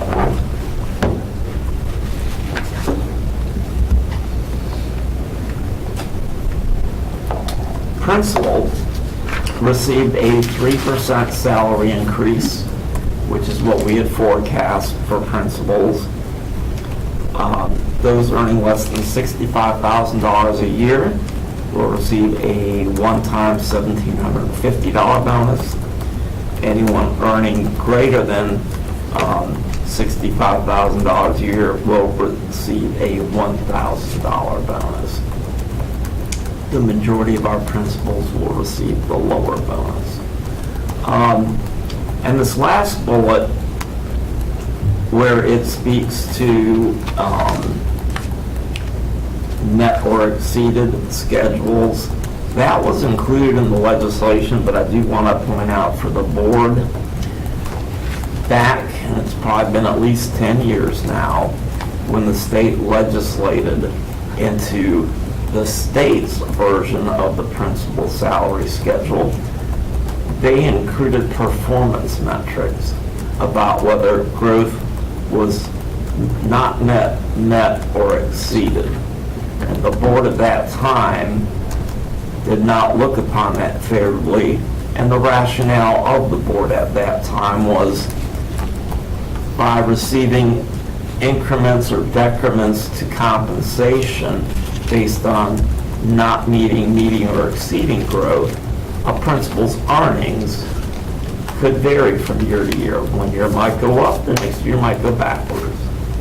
And there was also some discussion on the board and some data brought to the board looking at the equity of that based upon the type of school that the administrator was teaching in. So long story short on that, the board directed us at the time to adjust the principal salary schedule, to use our local supplement of it to smooth that out and effectively removed that component. So year over year, a principal knew what they were looking at compensation-wise. So this last bullet, while it's part of legislation, effectively does not apply. And I keep hitting the back button.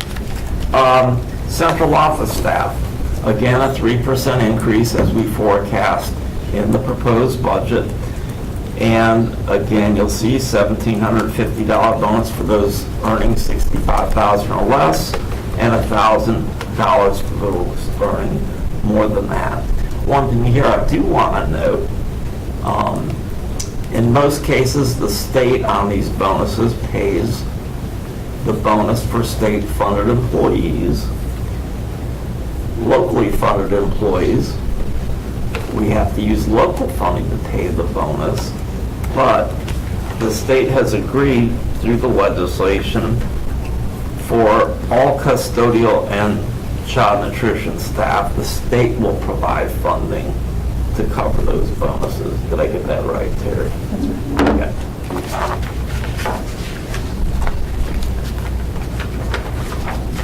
So the bonuses are not subject to retirement, and the bonuses must be paid by October.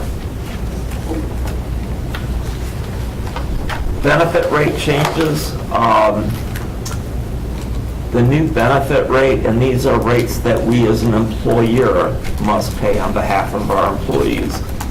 So just under $9,000 a year now, $89.25 is the investment that we have to pay for each full-time employee that's within the state health plan.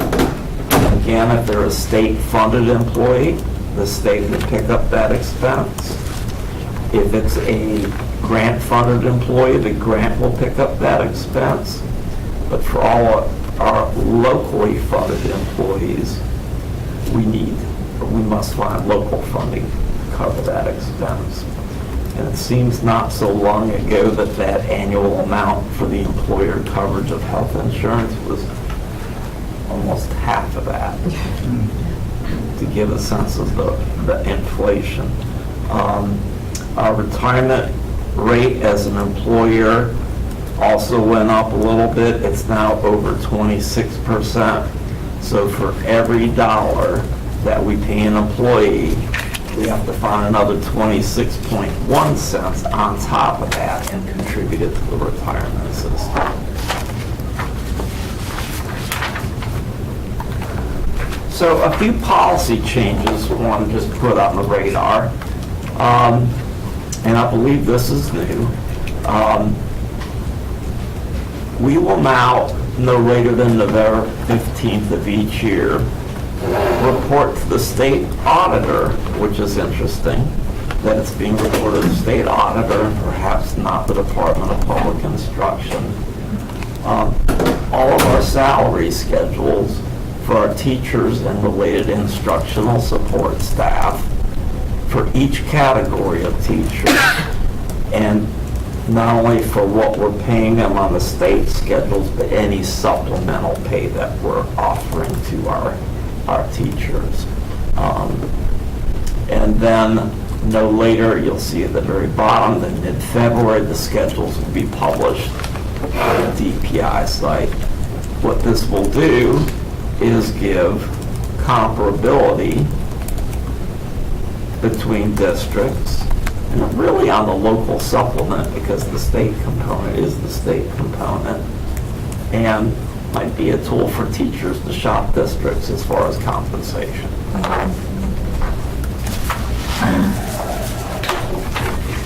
Next is something called the Public Workforce Modernization Act. Sounds kind of intense, but it's actually a good thing. I'll jump down to the last couple bullets. It expands the paid parental leave for state employees from up to 8 weeks for a parent who gives birth and up to 4 weeks for any other one, to up to 12 weeks for any employee who becomes a parent. So significant. And it requires local boards of education to adopt parental leave policies basically in alignment with this. And as it relates to implications for Wake County, other than having an employee out of pocket, there is no fiscal impact because the state will pick up the cost of the substitutes that are covering while the parent is out.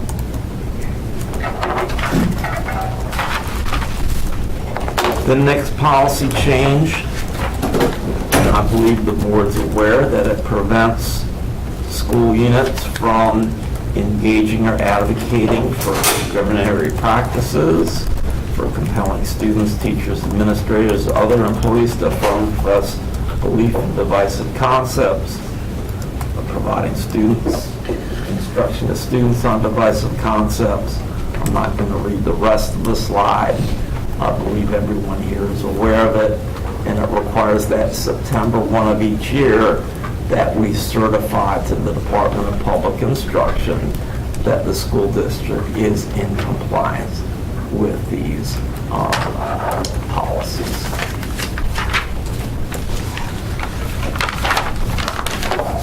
This is a study, and it directs, the legislature directs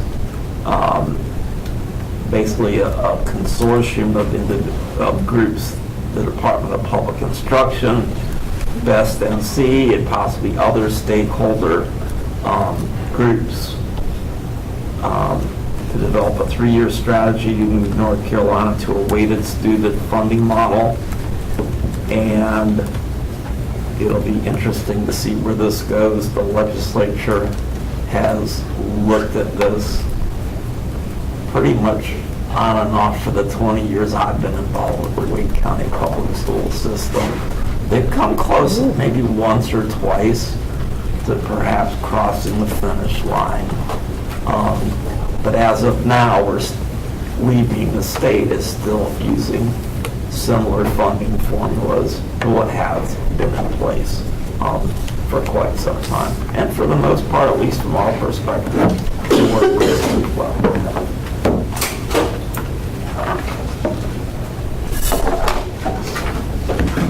Last couple of policy, or perhaps this is the last policy change or initiative we want to make you aware of. And it's the School Business Systems Modernization, and it directs DPI to develop a plan by November of this year to transition all public schools to a single contract managed ERP platform. ERP is our financial and human resource management system. We use the Oracle product. I believe everyone here is aware. And it doesn't target, it directs that full statewide transition must be complete by June of 2031. Again, there have been multiple initiatives in the past to go in that direction. The most recent one, I think, came to life just before the pandemic, maybe even a couple years before the pandemic, as far as modernization. And only a handful of LEAs have transitioned. Wake is on a modern Oracle ERP system, and I'm looking at Shashi. When did we upgrade? Was it a year and a half ago? Yeah, about it, yeah. A year and a half ago, we upgraded to the latest release that we could be on. So from a support standpoint, we're in good standing with that.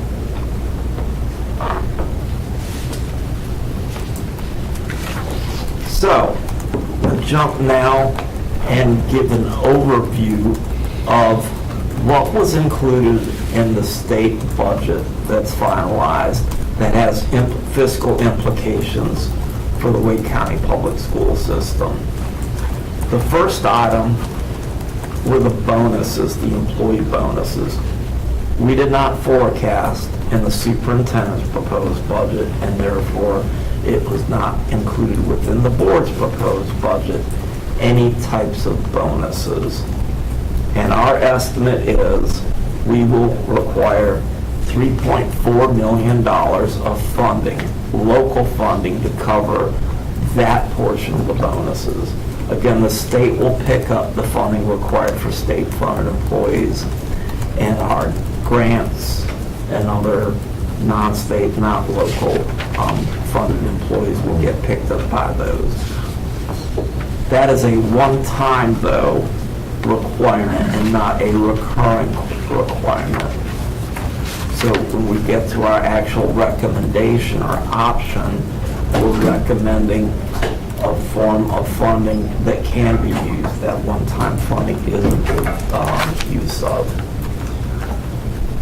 The biggest area in reconciliation has to do with a large increase for certified teachers and certified instructional staff.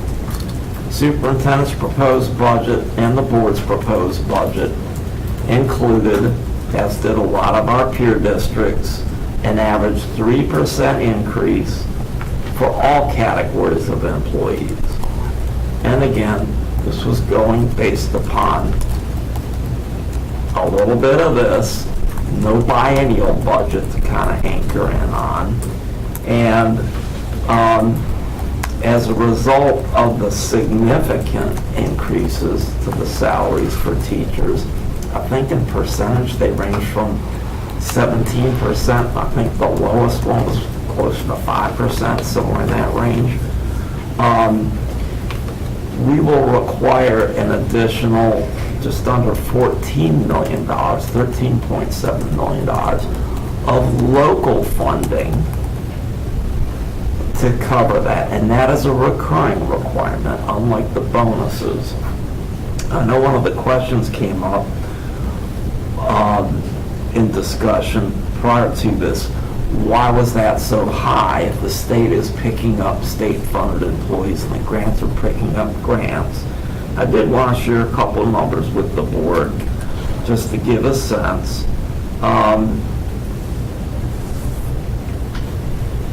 We've got, when we look at our instructional personnel, these are certified teachers, and I'm going to round up, about 80% are state funded. 19%, rounding up, let's just say 20% are locally funded. We do have locally funded teachers. Over the years, the district has approved them to have teachers above and beyond the state formula to supplement the services we can provide to our students. So that is a little bit of the backstory about why we have this local funding need. And another one, and the last one I'll share, is in the area of instructional support personnel, certified. These are counselors, social workers, psychologists, and of all those positions, 65% are state funded and 26% are locally funded, and then the balance are grant funded. And you'll recall in recent years, the district had an initiative to increase the number of behavioral health support positions that all fall within this category using local funding. And the board had multi-year initiatives, and in many years, sometimes the years were pushed out, we did as a district receive significant increases from the county, and it was for the purpose of using local funding to hire these types of positions. And that's a piece of why we require the 13 points. Last couple things here, and relatively speaking, they're minor, but the changes in retirement rate, employer retirement contribution rate, and employer health insurance contribution rate, which I shared a few slides back, will require in total $500,000 more of local funding than what we estimated in the superintendent's proposed budget, what those rates would be. Again, that estimate was based upon some things that took place a year ago but never came to fruition in any kind of budget with the state. So that all adds up to $17.6 million of additional local funding being required to meet these needs, again directly related to employee compensation and related benefits. And then this is a chart, again, I'm not going to go through it in detail, but it more or less puts in chart form what I just walked you through.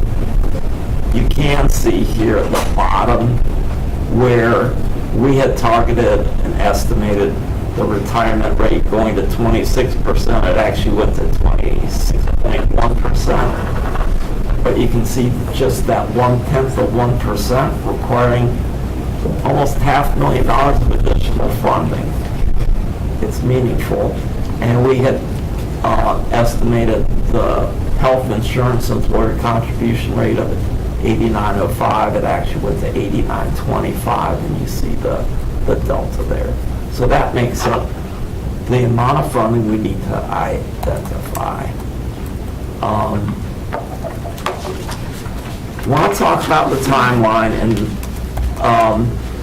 then we'll pause for any questions, and then we will get into actual options for reconciliation. There are two things that are driving our timeline, two primary things that are driving the timeline and compressing a little bit to finish this reconciliation work. The first is these bonuses have to be paid by October, and the bonuses are predicated based upon how much our employees are making. And with these new salary amounts, until the salary schedules are approved and our employees are rolled, we can't get them in the right category for the bonuses, and we can't approve the salary. We won't ask you to approve the salary schedules until you have a balanced budget. So that's one piece. And another piece, open enrollment for our health insurance begins in October. And again, premiums for employees are based upon how much they make. And again, it's my understanding that the income ranges have changed by the state health plan. So again, an employee knowing how much they're making in this new year will be important as they consider their options in open enrollment. Again, I'm not going to go through this entire slide, but basically we're presenting options today. The board, if they have time to do some discussion and redirection, if any, to the superintendent and staff to come back with any changes.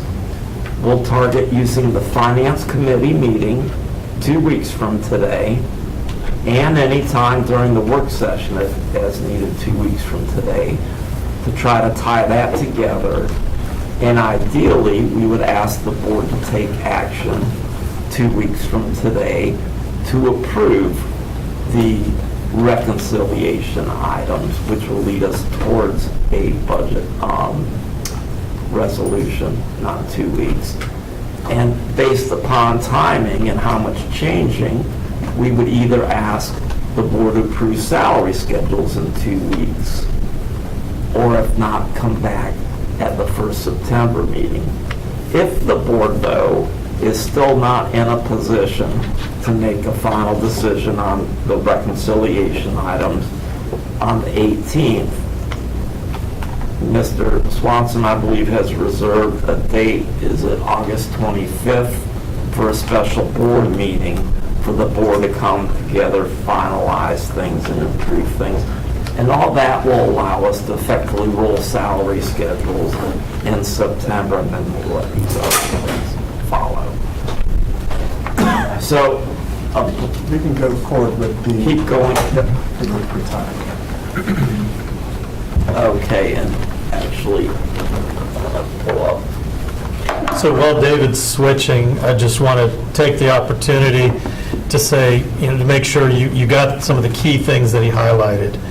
The first thing is about the deadlines. In order to meet those deadlines, we really do need to have a plan approved before the end of this month. And so the chair has gone and scheduled a potential meeting on the 25th. We'll see recommendations. We'll have a full discussion on the 18th in our committee. If we can come to an agreement, the best result for everyone would be if we can go ahead and adopt it. But if we do need more time, we do have a fail-safe, so that was good forward thinking on that. This does address a short-term issue, which is the immediate reconciliations required by law for this year's budget. Please understand that this will have long-term impacts as well for what our budget looks like next year. We already know in terms of how we balanced this year's budget that we're going to have additional amounts next year that we need to make up that we paid for with one-time spending. That's such a happy tune for such bad news.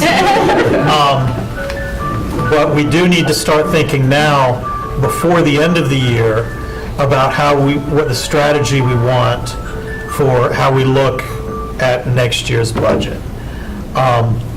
Again, some of this, as David pointed out, is just a one-time cost with the bonuses. So that is money we can fill. And we can pause here. All right. I was killing time for the transition. I was looking at Ms. Terry to see if she had any, Ms. Kinsey, sorry, to see if she had anything. No, I can start going through these Thank you, Mr. Chair. recommendations that we would like you all to consider. Yes. The first one is fund balance appropriation. We do feel like appropriating fund balance is a good fit, especially for the $3.4 million for one-time bonuses, because that's a one-time revenue stream to support a one-time cost. We feel confident that it's okay to go a bit higher than that, to an appropriation of $5 million based on where we currently are with our closeout from last year.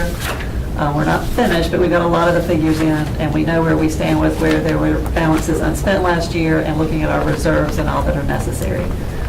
So that is our first recommendation. The second is we've received all of our state allotments from the state. They were very prompt in giving that to us after the legislature finished their work. We compared, and there were 3 programs where our state allotments for next year are higher than we anticipated when we developed the board's budget. The Children with Disabilities, about $2 million, At-Risk Student Services, about $2 million, and Limited English Proficiency, about $600,000. So we've looked and compared it with how the allotments came in. We've also looked at our projections for paying staff, and we are able to utilize these allotments coming in higher to move some staff from local to the state budget, which would free up $4.7 million toward the deficits we're talking about. So there's no impact to anything we're already doing. This is just utilizing the state funds as they have come in. And this was the PRCO 32, 69, and 54 that I didn't put on there, so this is where that That's comes correct. from. Our third recommendation, as you know, we monitor our payments and our pass-through to charter schools on an ongoing basis. Now that we've concluded last fiscal year, we have identified that we have underspent last year's budget by about $2 million. Those payments fluctuate every month as we look at the number of students in all the schools within the district. So we can adjust the charter school budget down by $2 million based on last year's spending. That will not impact anything. We would recommend that you consider removing the 1% increase in salary supplement that was in the board's proposed budget. When we brought that forward, it was at a time we thought the state raises would be in the 3% range.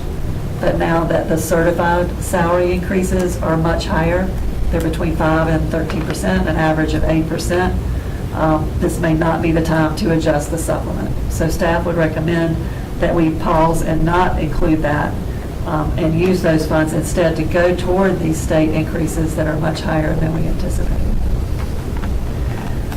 The next item is we have community schools funds where businesses and outside agencies use our buildings when school's not in session. We charge fees for that. We give reimbursements back to our schools in those programs. And over time, we do have some carryover in the community schools program. We can use some of that as a one-time support to maintenance and operations. So we would use $1.1 million of carryover in community schools for maintenance and operations. We would decrease maintenance and operations base budget, that same amount, for 1 year only. We would reinstate it next year. So no impact to the bottom line for maintenance and operations. We would just be utilizing carryover that has accumulated. The next item is substitute pay. Remember, over a year ago, we had building level substitutes, and those were no longer funded. And when we removed those positions from the budget, we told you that we would need to backfill with some regular substitutes, because if those building subs were not subbing every day, we would need a regular sub for that. And we estimated that. We also look at our leave, the amount of leave our teachers are taking. So at the end of last year, after all that was said and done, we did underspend our substitute budget last year. We underspent it by a little over $2 million. Substitute pay rate for next year will increase slightly because it's tied to teacher scales. So we need to cover that increase in substitute pay rate, but we know we underspent and underutilized ourselves last year, both because our our absent rates are down, which is great, and we may have overestimated when we backfilled one class per day for all of the building level subs.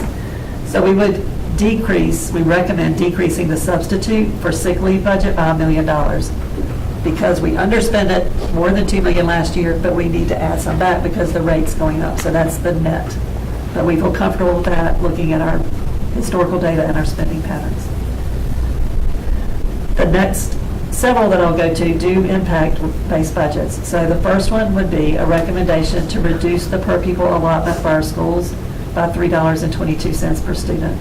So that would net about $500,000. Those are funds the schools receive for their operating cost for supplies or cell phone bills or contract cost or copier cost, the non-personnel piece for the schools.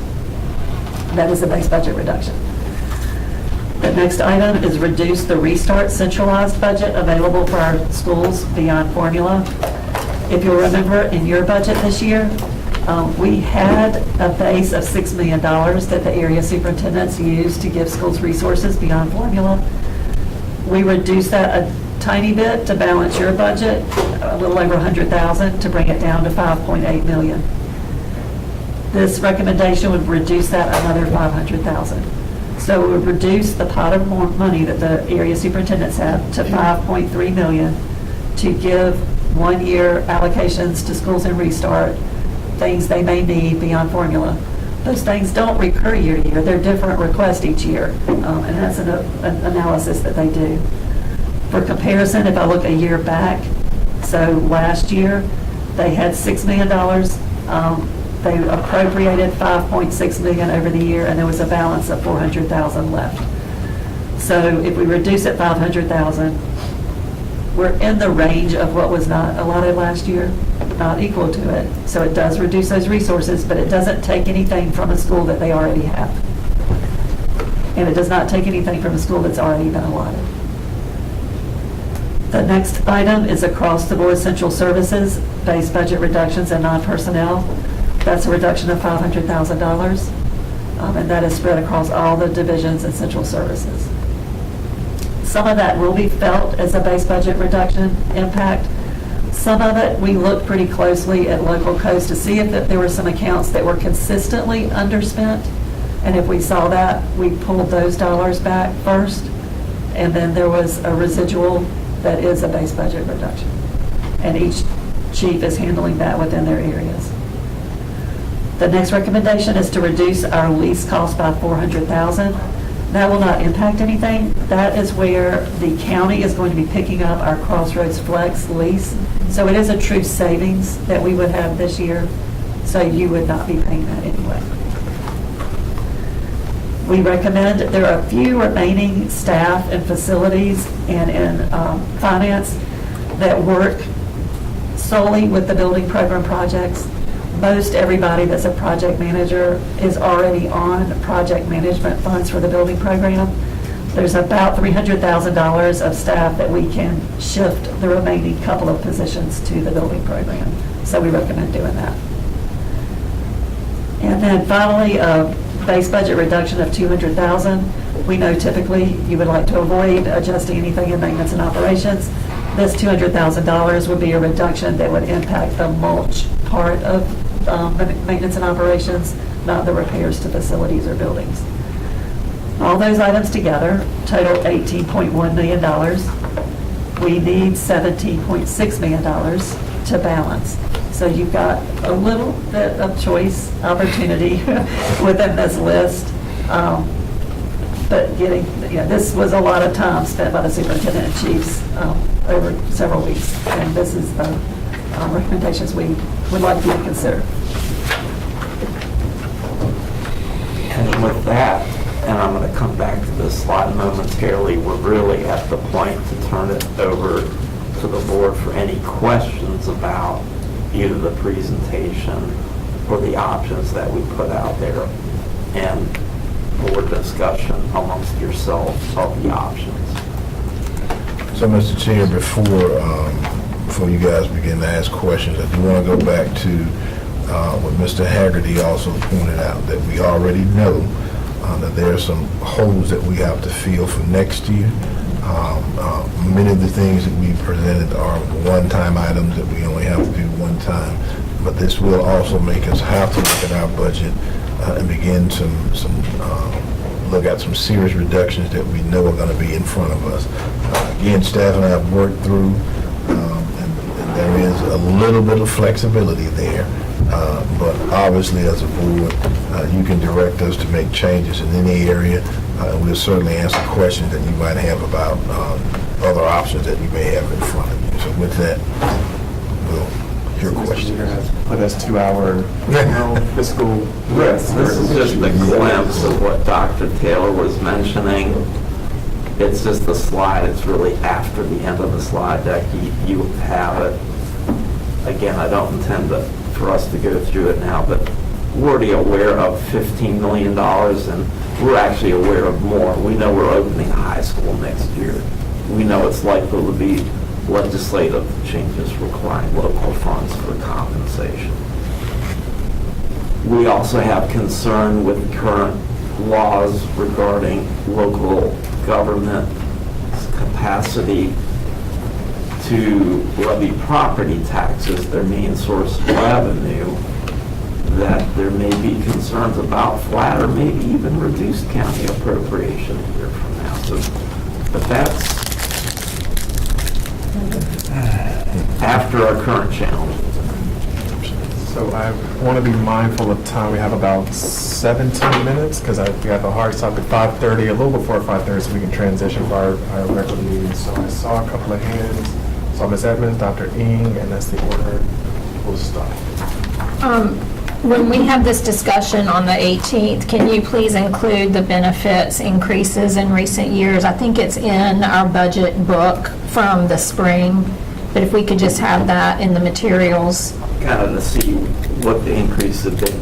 Yes, to reflect, to show visually the comment you made, and we know this as a board, but just to show in the public documents how much those costs have increased in recent years. And then I had a question about slide 11, when you were talking about the parental leave has increased. I understood you to say that the state will cover the subs needed when someone's taking that. I wasn't clear, will the state provide that funding for locally funded employees also? Yes, ma'am. Okay, thank you. Which is unique compared to most other things. Right. So for both this, and there was another area, it was actually the bonuses for custodians and child nutrition. Right. The state is actually picking up the cost regardless of the funding source. Yep. They call these unallotted categories, which means they accept our expenditures as they come through and cover them. They don't limit us to a budget amount. They will just cover the actual cost. All right, thank you. Yes, that was one of my concerns, and I'm glad to hear that stated such. I'm just curious on the charter school adjustment, that number that you came up with, is there any more cushioning in there in terms of availability of funds to pull from that that to adjust our numbers? I don't think there's any additional cushioning from where we ended last year. Your budget includes a little bit of an increase in the budget because we looked to next year knowing we were getting more county appropriation, and we know, I keep toggling. And we also know the student projections are different next year. There will be a difference next year, but until we get in it and know what the student numbers are and see how the revenue, well, we know what the revenues are now coming in, we won't know for sure. This takes what we're comfortable with right now. Now, if we see during the middle of next year that there's going to be any savings, we would put it in the over/under, and report it to you each quarter. You agree? Okay. Thank you. Ms. Coughlin?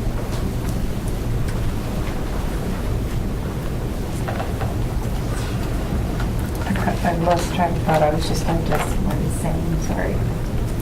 The employee benefits, the rate changes, the $89.25 per employee, that's what the total will be now, not the difference plus what we were paying, right? That is correct, yes. Okay. I think you did give us in a later slide what that total was on our end, right? Yeah, we did. The difference between what was included in the board's budget and what this is for the hospitalization or health insurance is $100,000. We had projected it would be $89.05 and it's $89.25. So we were pretty close. We had used what had been suggested for a planning and budget that never happened. Okay, so yeah. And I was scrolling back, I didn't see how many employees is that? That's you said slide 16. How many employees? Yeah, and while you're looking for your next question, do remember that that $20 increase in hospitalization, that's only for locally paid employees. Federally paid employees, their funding source will pay for it, as well as those that are at the state level. So these are the ones that are not included. Yeah, if we look at all of our employees, not just certified, but all of our employees, about 74% are paid from the state public school fund, which is Fund 1. 17% come from the local budget. And then the remainder, about 9%, come from either our federal grants, state grants, or our enterprise funds like community schools and self-supporting programs. Okay, just trying to write that down. Dr. Tripp? Thank you for this. I have two questions. One is if we don't do the supplement increase, how does that impact, and that might be a question down the slide, how does that impact our competitiveness with our neighboring districts? Are they still doing their increases? Are they Maybe a two-part, and if I could take the first part, Dr. Jobe, and then I'm going to give you some data. I'm not going to really answer your question, and then let Dr. Natillo maybe give you context related to our competitiveness.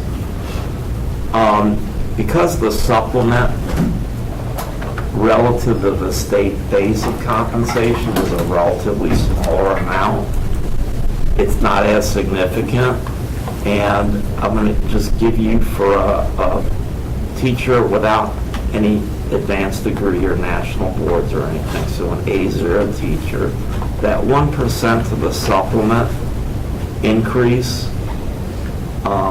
going from last year to this year, and we've got a fixed dollar supplement for our certified staff. On a monthly basis, for a step 0 teacher, the difference is about $7, and that's pre-tax. After taxes, our estimate's about $4.50 a month. Okay. And you can multiply that by 10 for a year. Now, our capacity to compete. Yeah, so we don't yet know what other districts are doing with their supplements. Our competitive edge has really rested with our local grad pay, because that's a larger percentage, and that's what gives us the edge over most of our other districts. The supplements we used to be, I think, much there needs to be a wider gap. That gap has narrowed. So it certainly does, anytime we can't move forward with a local supplement, it does impact our ability to differentiate ourselves from other districts. I think in this case, the differentiator is small enough that if we have a gap to close, it is a possible solution to consider. We will continue to put it on the table in future years, because I do think we need to continue to look at that supplement as compared to other districts, because other districts now are also starting to fund local grad pay, which further hurts, our ability to compete. So a lot of different factors that we're looking at. And my second question was if we've gotten anywhere with piloting, removing one-to-one laptops with K2, so maybe we can reduce. Is there going to be a pilot? There is an update coming to the road on August 18th. Okay. Because that might be, if we can. And so remember that would be a capital expense that Right. wouldn't necessarily be able to be used for compensation purposes. I understand, but there's, like, when you're looking at repairs and maintenance and stuff like that, it still might, it might backfill some needs.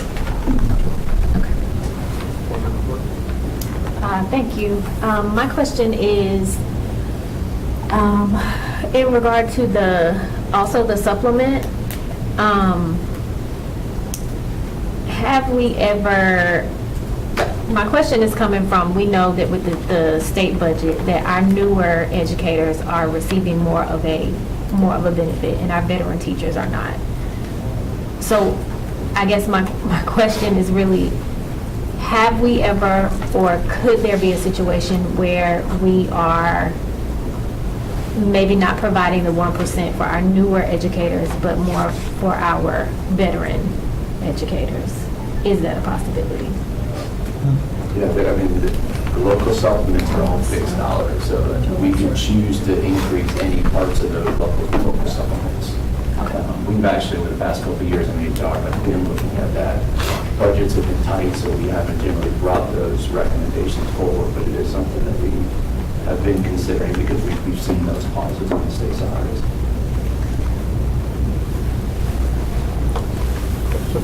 That would not necessarily be a significant increase. It would be about 40-ish, kind of using the example that Mr. Nieder and Ms. Kimsey used earlier, relatively $40-ish, depending on what the number is when you divide that by 2. So. Yeah, to give a sense, I shared for a step 0 teacher the difference of a 1% increase in supplement. On a monthly basis, pre-tax $7.34, estimated after tax, and that depends on the state and federal brackets they're in, but about $4.50 a month. If you go to the other end of the scale, step 31, impact of a 1% increase, $14.10 per month before taxes, and after taxes, $8.83 per month. So I'm guessing there should be some option if you all can bring forward what that would look like, since I'm seeing some hands. Yeah. I just wanted to build on Ms. Gordon's idea.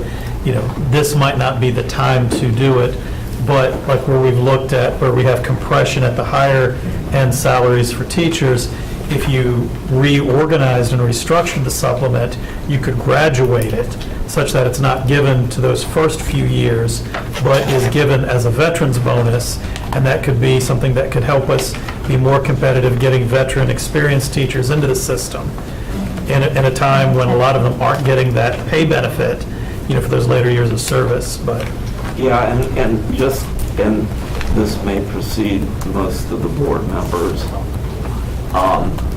We did, when the state first initiated a schedule for teachers that have these plateaus where there would be 5 years or 10 years where going from step to step had no change. We did, and it was a multi-year initiative, do what we could to use the supplement and this to effectively make up for some of that. But we were limited in the amount of funds we had, and you'll see that in the current schedules, and there's no reason we couldn't look at that going forward. But again, something like that will require a fair amount of funding. I know we are close to time, and so if there's any future questions that you all may have, please share those, I guess, with Ms. Kinsey and Mr. Nieder and Dr. Taylor, and they'll be presented at the meeting on the 18th. So with that, we will adjourn the work session so we can reconvene next door at 5:30 sharp.